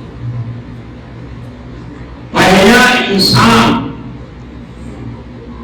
اور آدم علیہ السلام اللہ کے نبی ہیں، تو پہلے نبی اسی ہندوستان میں آئے اور نبی کے پاس وہی لے کر فرشتہ آتا ہے، جبریل آتے ہیں، وہی آتی ہے. اس کا مطلب یہ ہوا کہ وحی بھی سب سے پہلے ہندوستان میں آئی ہے. جبریل امین وحی لے کر سب سے پہلے ہندوستان میں آئے. حضرت ابو ہریرہ رضی اللہ تعالی عنہ کی روایت ہے جسے کنز العمال وغیرہ میں نقل کیا گیا ہے. اس کے الفاظ ہیں لما نزل آدم بالہند استوحش. حضرت آدم علیہ السلام جب ہندوستان میں آئے تو انہیں تنہائی کی وجہ سے وحشت ہونے لگی. فنزل جبریل علیہ السلام. تو پھر جبریل علیہ السلام آئے. ونادى مرتين الله اكبر الله اكبر ومرتين اشهد ان لا اله الا الله ومرتين اشهد ان محمد رسول اللہ. انہوں نے 2 مرتبہ آواز لگائی اللہ اکبر اللہ اکبر، اور 2 مرتبہ آواز لگائی اشہد ان لا الہ الا اللہ، اور 2 مرتبہ آواز لگائی اشہد ان محمد رسول اللہ. تو اللہ کی تکبیر سب سے پہلے دنیا میں اسی ملک کی فضاؤں میں ہوتی ہے. اللہ کی الوہیت کا نعرہ سب سے پہلے اسی ملک کی فضاؤں میں گونجا ہے. اور آقائے مدنی تاجدار دو عالم سرکار مدینہ امام الانبیاء والمرسلین حضرت محمد رسول اللہ صلی اللہ علیہ وسلم کی رسالت کا سب سے پہلا اعلان اس دنیا میں اگر کہیں ہوا ہے تو اسی ہندوستان کی فضاؤں میں ہوا ہے. اس لیے جمعیت علماء ہند کے صدر محترم حضرت شیخ الاسلام مولانا حسین احمد مدنی رحمۃ اللہ علیہ نے ایک چھوٹا سا رسالہ لکھا ہے. اس کا نام ہے فضائل ہندوستان. اس نے یہ حدیث ذکر کی اور اس کے بعد مولانا محمد میاں صاحب رحمۃ اللہ علیہ نے اس پر اور اضافے کیے ہیں. وہ رسالہ چھپا ہوا ہے یہ ہندوستان کی فضیلت. اور پھر یہی نہیں، اللہ کے رسول صلی اللہ علیہ وسلم جب اس دنیا میں تشریف لائے اور آپ کے ذریعے جہالت کی تاریکیاں چھٹنی شروع ہوئی اور اسلام پھیلنا شروع ہوا تو آپ کی زندگی میں ہی اسلام ہندوستان میں آ گیا تھا. یہ حقیقت ہے، تاریخی حقیقت ہے، ناقابل انکار حقیقت ہے. لوگ یہ سمجھتے ہیں کہ اسلام جو ہے مغلوں کے ساتھ آئے، محمود غزنوی کے ساتھ آئے یا محمد بن قاسم کے ساتھ آئے. محمد بن قاسم تو پہلی صدی ہجری کی آخری دہائی میں آئے تھے، لیکن اسلام تو اللہ کے رسول صلی اللہ علیہ وسلم اس دنیا میں ابھی موجود تھے اور کیرلا کے ساحل پر اسلام آ چکا تھا. جب کیرلا میں سیلاب آیا تھا تو جمعیت علماء نے کیرلا میں بھی بہت بڑا کام کیا ہے، مکانات تعمیر کیے بلا تفریق مذہب و مسلک، بلا تفریق مذہب و ملت. جمعیت علماء کوئی تفریق نہیں کرتی. اور جمعیت علماء تفریق کیسے کر سکتی ہے؟ اگر میں یہ کہوں کہ اس ملک میں ہندوستانی مسلمانوں کا پہلا متحدہ پلیٹ فارم جو قائم ہوا وہ جمعیت علماء ہند. 1919 میں جن 25 علماء کرام نے امرتسر کے اندر جمع ہو کر کے جمعیت علماء کی بنیاد رکھی تھی، ان کے نام آج بھی محفوظ ہیں، لکھے ہوئے موجود ہیں. اس میں دیکھ لیجیے، اس میں اگر دیوبندی مکتبِ فکر کے علماء ہیں تو بریلوی مکتبِ فکر کے بھی علماء، اہل حدیث مکتبِ فکر کے بھی علماء موجود ہیں. ان 25 علماء میں. تو یہ ملت اسلامیہ ہندیہ کا ایک مشترکہ پلیٹ فارم تھا. اس سے پہلے اس طرح کا کوئی پلیٹ فارم مشترکہ اس ملک میں قائم نہیں ہوا تھا. لیکن پھر حالات بنتے گئے، بگڑتے گئے، اور آج اب یہ صورتحال ہو گئی ہے کہ حالانکہ جمعیت علماء نے اس وقت جو اپنا طریقہ کار اختیار کیا تھا کہ وہ اختلافی مسائل کو ہاتھ نہیں لگاتے. جس مسلکی جو اختلافات ہیں جمعیت علماء اس میں ہرگز نہیں پڑتی، وہ ملت کے مشترکہ مسائل کو ہی اٹھاتی ہے اور اس کی دعوت دیتی ہے کہ پوری ملت بلا اختلاف مسلک اس پلیٹ فارم پر آ کر کے جمعیت علماء کا ہاتھ مضبوط کرے، تاکہ جمعیت علماء اس ملک میں مسلمانوں کی خدمت کا جو کام کر رہی ہے اسے اور بہتر ڈھنگ سے کرنے کی پوزیشن میں اپنے آپ کو کھڑا کرے. تو میں یاد کر رہا تھا کہ کیرلا میں جب جمعیت علماء کام کر رہی تھی، ہم لوگوں کا سفر ہوا تو یہ بتایا گیا کہ کیرلا میں ایک جگہ ہے جہاں ایک بہت قدیم مسجد ہے اور کہا جاتا ہے کہ وہ صحابہ کرام کے زمانے کی مسجد ہے. یہ ہوا کہ چل کر دیکھا جائے. ہم لوگ گئے. وہ ایک چھوٹی سی مسجد ہے، لکڑے کی بنی ہوئی ہے. لکڑے کے ستون ہیں موٹے موٹے اور لکڑے کے شتیر ہیں لگے ہوئے اور اس کی چھت بھی لکڑی کی ہے. وہ اصل مسجد تو بہت چھوٹی ہے، اس کو محفوظ رکھ کر اب اس کو وسیع کر دیا گیا ہے. اس پر ایک کلبہ لگا ہوا ہے، وہ میں نے پڑھا تو اس کا سند تعمیر جو لکھا ہوا ہے 629 عیسوی 629 عیسوی لکھا ہوا ہے. میں کھڑے ہو کر سوچنے لگا 629 عیسوی. پھر میرا ذہن دوسری طرف گیا کہ اللہ کے رسول صلی اللہ علیہ وسلم کی ولادت شریفہ 571 عیسوی اپریل کے مہینے میں ہوئی. 571 عیسوی اپریل کے مہینے میں ہوئی اور 629 عیسوی میں یہ مسجد تعمیر ہو رہی. 29 سال ادھر اور 29 سال ہی ادھر آپ کی ولادت کے بعد، تو 29 اور 29 یہ 58 ہوتے ہیں اور آپ کی عمر شریف اس دنیا میں 63 سال ہوئی ہے. گویا جس وقت آپ مدینے میں موجود ہیں اور آپ کی عمر شریف 58 سال ہے، اس وقت کیرلا میں یہ مسجد تعمیر ہو رہی ہے. اس کا مطلب یہ ہے کہ اسلام اللہ کے رسول صلی اللہ علیہ وسلم کی اس دنیا کی حیات مبارکہ ہی میں ہندوستان کے اندر آ گیا تھا. تو جو اللہ اس دنیا کو اسلام سے آباد کرتا ہے اور اللہ کا آخری نبی جب اس دنیا میں آتا ہے تو اس کی زندگی ہی میں اسلام کی روشنی اللہ تعالیٰ اس ملک میں پہنچا دیتا ہے.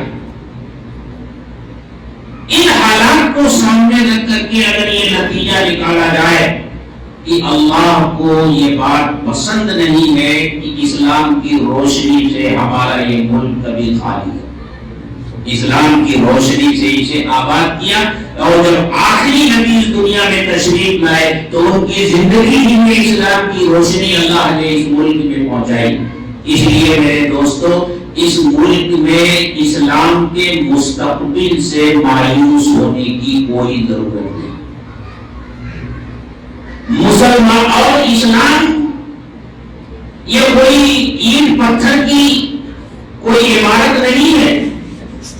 اسلام تو ایک نظام زندگی ہے. یہ باقی کیسے رہے گا جب کچھ لوگ ہوں کہ اس کو نظام زندگی کے طور پر اپنائیں اور اس کے بتائے ہوئے راستے پر چلیں. یہی صورت ہے اسلام کے باقی رہنے کی. تو مطلب یہ ہوا کہ اسلام کے ماننے والے بھی اس ملک میں باقی رہیں گے. لا یضرهم کیدہم شیئا، اور قرآن کہتا ہے وَمَكَرُوا وَمَكَرَ اللَّهُ وَاللَّهُ خَيْرُ الْمَاكِرِينَ، وہ اپنی تدبیریں کر رہے ہیں اور اللہ اپنی تدبیریں کر رہا ہے، اور اللہ سے بہتر تدبیر کرنے والا کون ہے؟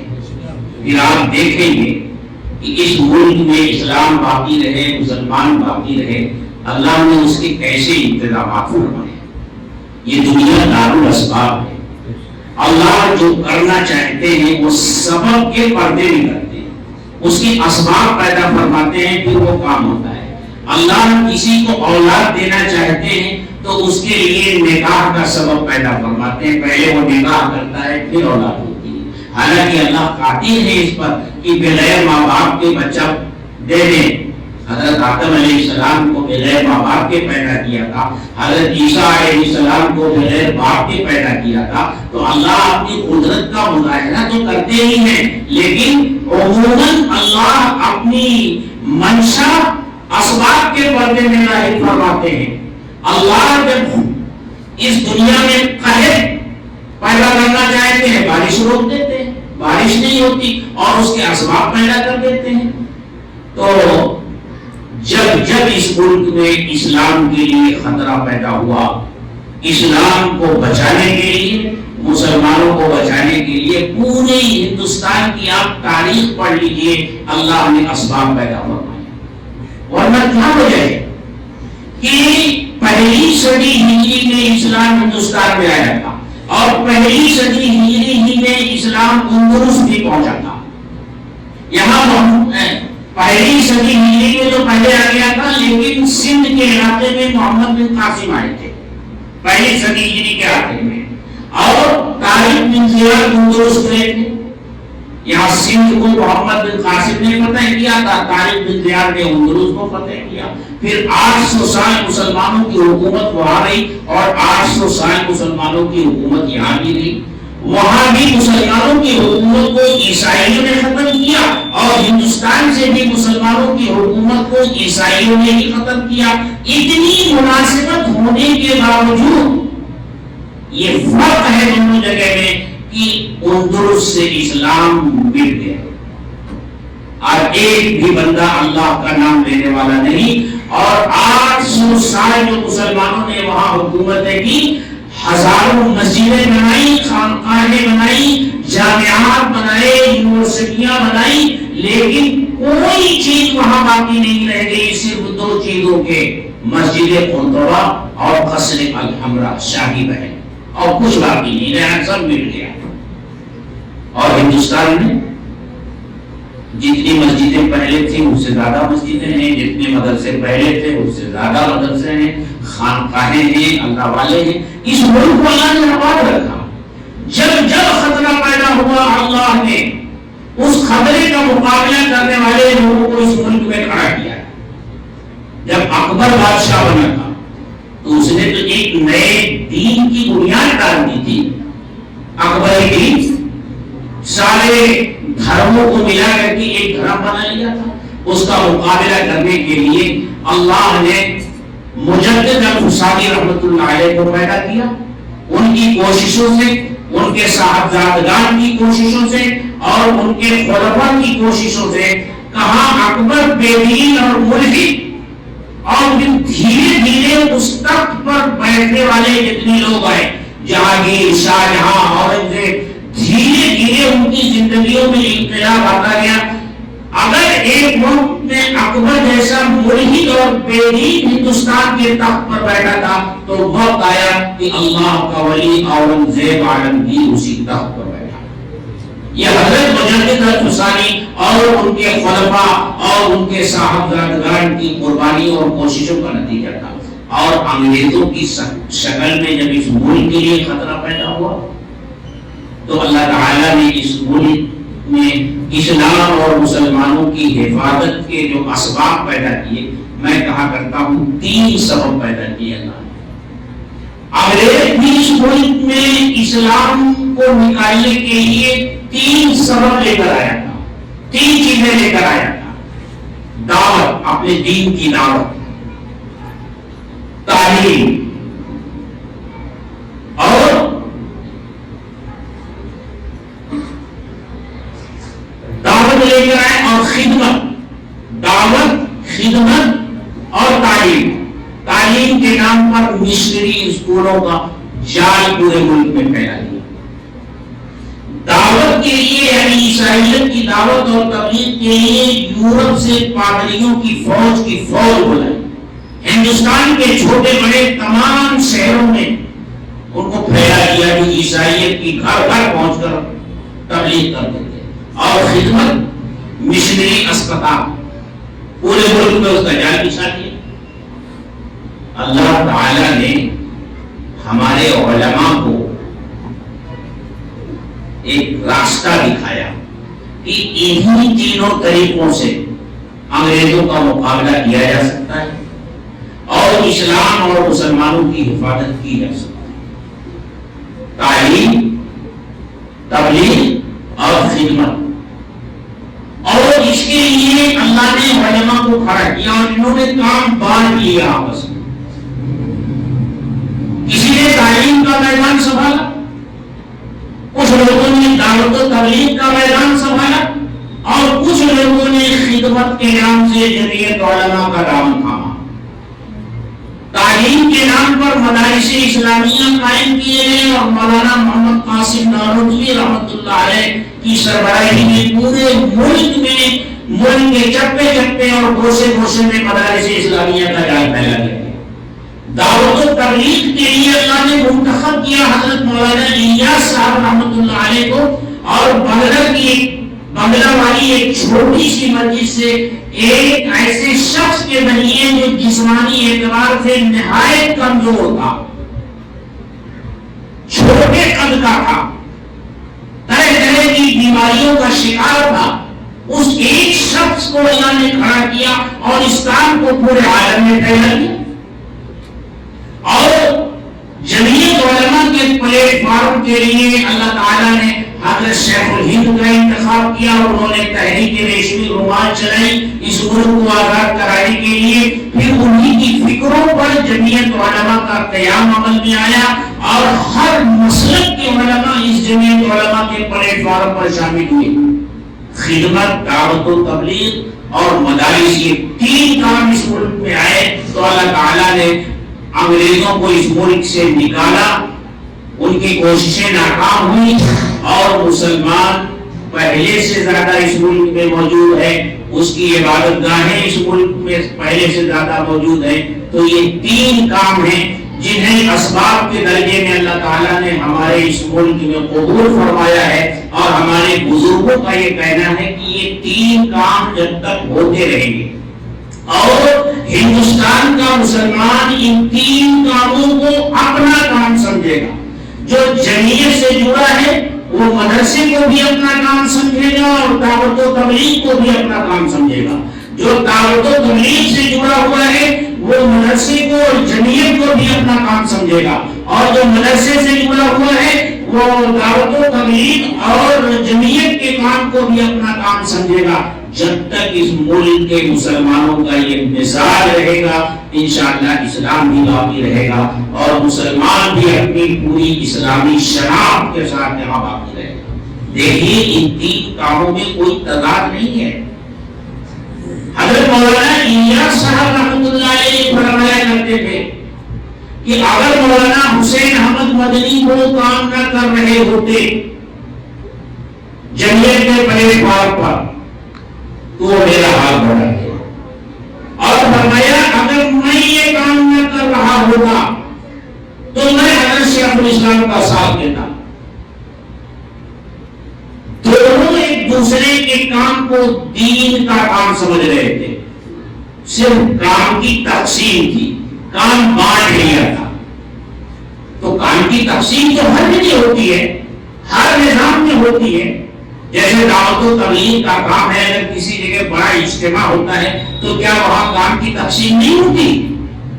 وہاں بھی کام کی تقسیم ہوتی ہے۔ کچھ لوگ کھانے کا پنڈال سنبھالتے ہیں، وہ کھانے کی ہی پنڈال میں رہتے ہیں، ان کے کانوں میں بیان کا ایک جملہ بھی نہیں پڑتا، وہ بیچارے صبح سے شام تک کھانا پکواتے ہیں، کھانا کھلاتے ہیں۔ اور ہمارے نوجوان بچے ہاتھوں میں ڈنڈا لے کر کے ٹرافک سنبھالتے ہیں اور میلوں دور وہ کھڑے رہتے ہیں، ان کے کانوں تک تو بیانات کی آواز بھی نہیں پہنچتی، اور کچھ لوگ تشکیلی پنڈال میں ہوتے ہیں، وہ تشکیل کرتے ہیں، کچھ لوگ بیانات سنتے ہیں. تو کیا آپ یہ کہیں گے کہ ہمارے وہ نوجوان بچے جو باہر کھڑے ہو کر کے میلوں دور اور وہ ٹریفک کو سنبھال رہے ہیں، کیا وہ دین کے کام میں شامل نہیں ہے؟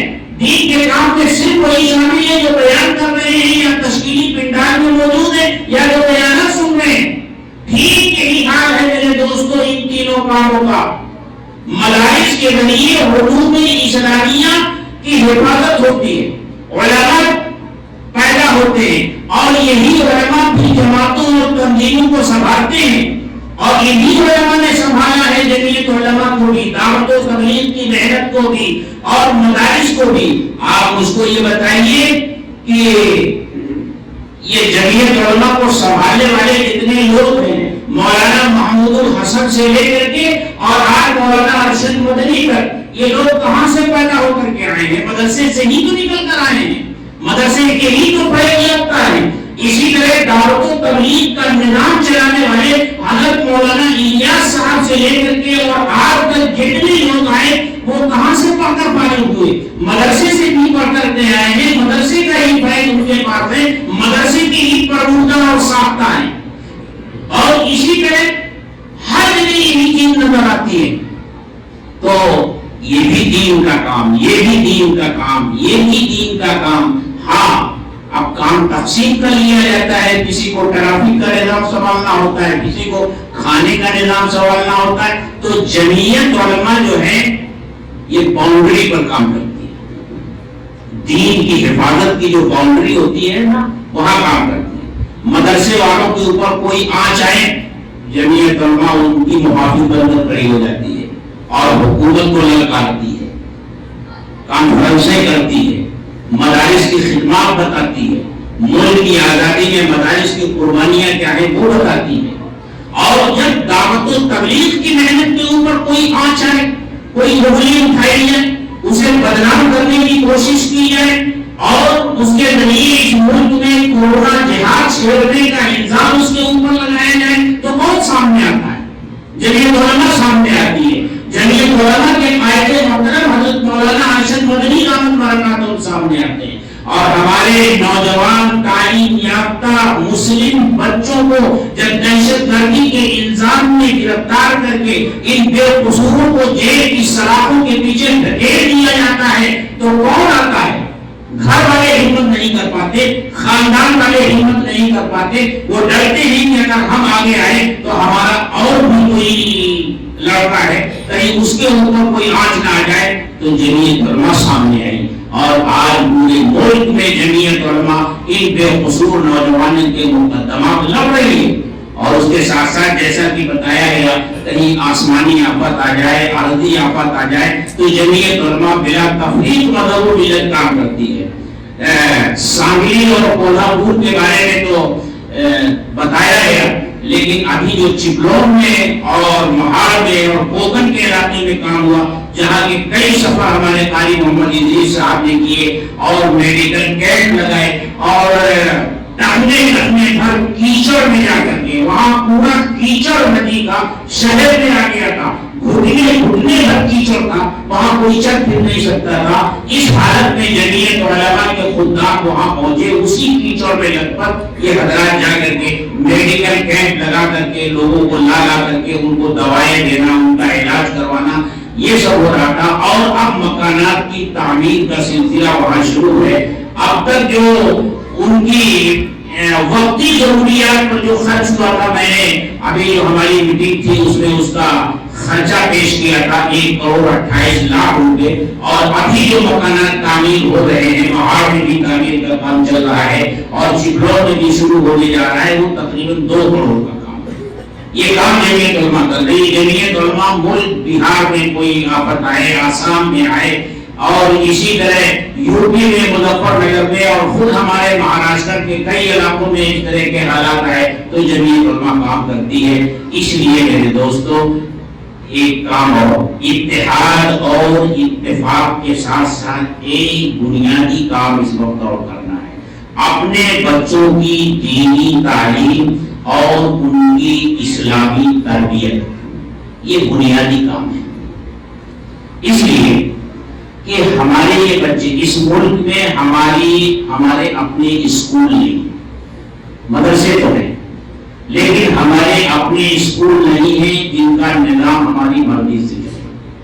ہمارے بچے اور بچیاں انہی اسکولوں میں جاتے ہیں جہاں دوسرے مذہب کے ماننے والے بچے اور بچیاں تعلیم حاصل کرتے ہیں۔ پھر وہ صورتحال پیدا ہوتی ہے جو آج کرناٹک میں پیدا ہوئی۔ اگر ہمارے اپنے اسکول ہوتے، ہمارے اپنے کالج ہوتے اور اس طرف ہم نے توجہ دی ہوتی تو آج اس صورتحال سے ہم دوچار نہ ہوتے۔ اس لیے وقت کا یہ اہم تقاضا ہے کہ جس طرح ہم نے اپنی دینی ضرورتوں کو پورا کرنے کے لیے مدرسے بنائے، مکتب بنائے، اب وقت آ گیا ہے کہ فضول خرچی سے بچا جائے، اسراف سے بچا جائے، شادی بیاہ پر فضول خرچی کے بجائے اپنا پیسہ اسکولوں کالجوں کی تعمیر پر لگایا جائے، اپنے اسکول ہوں، اپنے کالج ہوں اور اپنے نظام کے تحت اسلامی اصول اور اس کے ضابطوں کا خیال رکھتے ہوئے ہمارے بچے الگ تعلیم حاصل کریں، بچے الگ تعلیم حاصل کریں، یہ انتظام ہم کریں۔ اور بچہ جب گھر میں پیدا ہو اسی وقت سے اس کا اٹھان ایمان پر ہونا چاہیے، اسی وقت ایمان کا بیج اس کے دل میں بونا ضروری ہے، اسی وقت اسلام کا وفادار بنانے کی ضرورت ہے، رسول اللہ صلی اللہ علیہ وسلم کا وفادار بنانے کی ضرورت ہے۔ یہ وفاداری کا بیج ایک مرتبہ ہم نے اپنے بچوں کے دل میں ڈال دیا تو انشاءاللہ آگے چل کر یہی ایمان کا بیج تناور درخت پیدا ہو بنے گا، اور پھر وقت کی کوئی آندھی اور کوئی طوفان اس ایمانی درخت کو ہلا نہیں سکے گا۔ ہر طوفان سے ٹکرانے کی ہمارے بچوں کے اندر صلاحیت ہوگی۔ پھر کوئی ایک لڑکی کھڑے ہو کر کے نہیں بلکہ ہزاروں بچیاں کھڑے ہو کر کے ان فرقہ پرستوں کے سامنے ڈٹ جائیں گی کہ یہ ہماری شناخت ہے، ہم اپنی شناخت کو کسی بھی حالت میں چھوڑنے کو تیار نہیں۔ پھر ایک مسکان نہیں، ہماری ہر بچی مسکان بن جائے گی۔ وآخر دعوانا الحمدللہ۔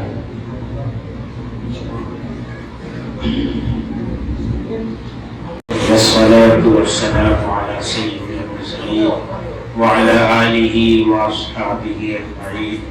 اللهم صل على سيدنا ومولانا محمد وعلى آل سيدنا ومولانا محمد وسلم۔ ربنا ظلمنا أنفسنا وإن لم تغفر لنا وترحمنا لنكونن من الخاسرين۔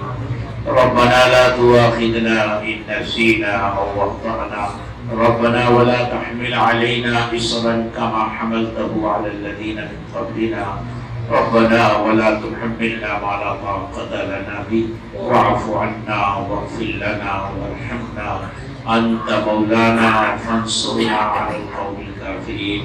لا إله إلا أنت سبحانك إني كنت من الظالمين۔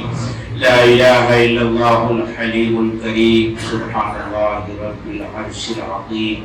نسألك موجبات رحمتك وعزائم مغفرتك والغنيمة من كل بر والسلامة من كل إثم، لا تدع لنا ذنبا إلا غفرته، لا تدع لنا ذنبا إلا غفرته، ولا هما إلا فرجته، ولا حاجة هي لك رضا إلا قضيتها يا أرحم الراحمين يا أكرم الأكرمين يا ذا الجلال والإكرام۔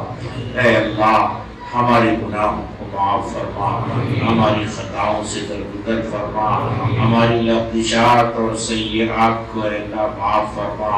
چھوٹے بڑے کھلے ہوئے چھپے ہوئے، دن کے اجالے میں کیے ہوئے، رات کے اندھیرے میں کیے ہوئے جن گناہوں کو ہم کر کے جانتے ہیں ان کو بھی، اور جنہیں بھول گئے ان کو بھی، اے اللہ ہمارے سارے گناہوں کو معاف فرما دے۔ اے اللہ ہم سب تیرے سامنے اپنے ہاتھ پھیلائے ہوئے ہیں، بخشش کی بھیک مانگ رہے ہیں۔ اے اللہ تو تمام داتاؤں سے بڑھ کر داتا ہے، تمام سخیوں سے بڑھ کر سخی ہے۔ اے اللہ تو تو معاف کرنے کو پسند فرمانے والا ہے۔ اے اللہ تو تو کہتا ہے مجھ سے مانگو میں دوں گا۔ اے اللہ جو تجھ سے مانگتا ہے تو اس سے خوش ہوتا ہے، اور جو تجھ سے نہیں مانگتا اے اللہ تو اس سے ناراض ہوتا ہے۔ اے اللہ ہم سب تیرے در کے فقیر ہیں، ہم سب تیرے در کے مانگتا ہیں۔ اے اللہ تجھ سے مانگتے ہیں، تیرے در پر پڑے ہیں۔ اے اللہ تیرے در کے علاوہ کوئی در نہیں جہاں ہم اپنے ہاتھ پھیلا سکیں اور اپنی بنتا سنا سکیں۔ اے اللہ ہم ساری دنیا کے ستائے ہوئے ہیں، ہر طرف سے دھتکارے ہوئے ہیں، پوری دنیا ہمارے اوپر ہمیں مٹانے کے لیے پل پڑی ہے۔ اے اللہ ہماری عزتوں کے پیچھے، ہمارے مالوں کے پیچھے، ہماری جانوں کے پیچھے، اے اللہ اب تو ہماری بچیوں کے پیچھے بھی اے اللہ پوری دنیا اے اللہ پل پڑی ہے۔ اے اللہ ایک تو ہی ہے جسے ہم آواز دے سکتے ہیں اے اللہ، اور تو جس کی سن لے، تو جس کی پکار پر آ جائے، ساری دنیا اس کا بال بیکا نہیں کر سکتی۔ اے اللہ تو ہمارا بن جا، اے اللہ ہمیں اپنا بنا لے، ہمارا بن جا، ہمیں اپنا بنا لے۔ اے اللہ رحم کر فرما دے، کرم فرما دے، ذلت و رسوائی کی اس وضع کو ختم فرما دے۔ اے اللہ یہ تیرے پیارے حبیب کی پیاری امت ہے، تیرے پیارے حبیب راتوں بھر اس امت کے لیے روتے تھے۔ اے اللہ تیرے سامنے گڑگڑاتے تھے، پاؤں مبارک پر ورم آ جاتے تھے۔ اے اللہ تیرے حبیب کی یہ پیاری امت آج پوری دنیا میں ذلیل، رسوا اور خوار ہو رہی ہے۔ اے اللہ اس کا جرم لوگوں کی نگاہوں میں صرف یہ ہے کہ ہم تیرا نام لیتے ہیں، تیری کتاب پڑھتے ہیں، تیرا کلمہ پڑھتے ہیں۔ اے اللہ ہمارے گناہوں کو مت دے، ہماری سیاہکاریوں کو مت دے۔ اے اللہ اپنے نام کی لاج رکھ لے، اپنے کتاب کی لاج رکھ لے، اپنے رسول کی لاج رکھ لے۔ اے اللہ امت کو متحد اور متفق بنا دے۔ اے اللہ یہ خانوں میں بٹ رہی ہے، اے اللہ یہ منتشر ہو رہی ہے، اور اس کے انتشار کا فائدہ اٹھا کر لوگ اس کو نابود کرنے کے منصوبے بنا رہے ہیں۔ اے اللہ اس امت کو ایک مرتبہ پھر متفق اور متحد فرما دے۔ اے اللہ اسے اتفاق کی طاقت عطا فرما دے۔ اے اللہ ایک دوسرے کے دکھ درد میں شریک ہونے والا بنا دے۔ اے اللہ ہم سب کے قلوب کو ہر طرح کی روحانی بیماریوں سے پاک صاف بنا دے۔ اے اللہ اختلاف اور انتشار کو ختم فرما دے، ہم سب کو ایک اور نیک بنا دے۔ اے اللہ اس امت کے اندر امت پناہ پیدا فرما دے۔ اے اللہ ہمارے بچوں میں، ہماری عورتوں میں، ہماری بچیوں میں دین کو قائم فرما دے۔ اے اللہ ہمارے گھروں میں سنت کا نور داخل فرما دے، ہماری زندگیوں میں سنت کا نور داخل فرما دے، ہمارے معاشرے میں سنت کا نور داخل فرما دے۔ اے اللہ اتفاق اور اتحاد کی یہ تحریک جو قاری محمد ادریس صاحب نے شروع فرمائی ہے، اے اللہ ان کی مدد فرما، اے اللہ انہیں ہمت عطا فرما، اے اللہ انہیں حوصلہ عطا فرما، اور اے اللہ انہیں یہاں سے ایسے دست و بازو عطا فرما، ایسے افراد عطا فرما جو اس تحریک میں ان کے مددگار بن جائیں، ان کے حمایتی بن جائیں۔ اے اللہ یہ تیرے دین کا کام ہے، بندہ تو صرف کرنے کا ارادہ کرتا ہے، اے اللہ وہ کام کروانا بندے سے تیرا کام ہے۔ توفیق تو دیتا ہے، مدد تو فرماتا ہے۔ اے اللہ مدد فرما، ہم سب کو ایک اور نیک بنا دے۔ اے اللہ آج جتنے لوگ یہاں آئے، اے اللہ سب کے آنے کو قبول فرما لے، کہنے اور سننے کو قبول فرما لے۔ اے اللہ جن لوگوں نے دعاؤں کے لیے کہا لکھا، اے اللہ ان کی جائز دلی مقاصد کو تو پورا فرما دے۔ اے اللہ ہماری تمام ضرورتوں کو تو ہم سے بہتر جانتا ہے۔ اے اللہ خیر کے ساتھ، عافیت کے ساتھ ان تمام ضرورتوں کو پورا فرما دے۔ ربنا تقبل منا انک انت السمیع العلیم وتب علینا انک انت التواب الرحیم، وصلی اللہ تعالی علی خیر خلقہ محمد وآلہ واصحابہ اجمعین، آمین برحمتک یا ارحم۔ ابھی تک جن لوگوں نے ہمارا چینل سبسکرائب نہیں کیا ہے، سبسکرائب کریں اور بیل آئیکن کو دبانا نہ بھولیں۔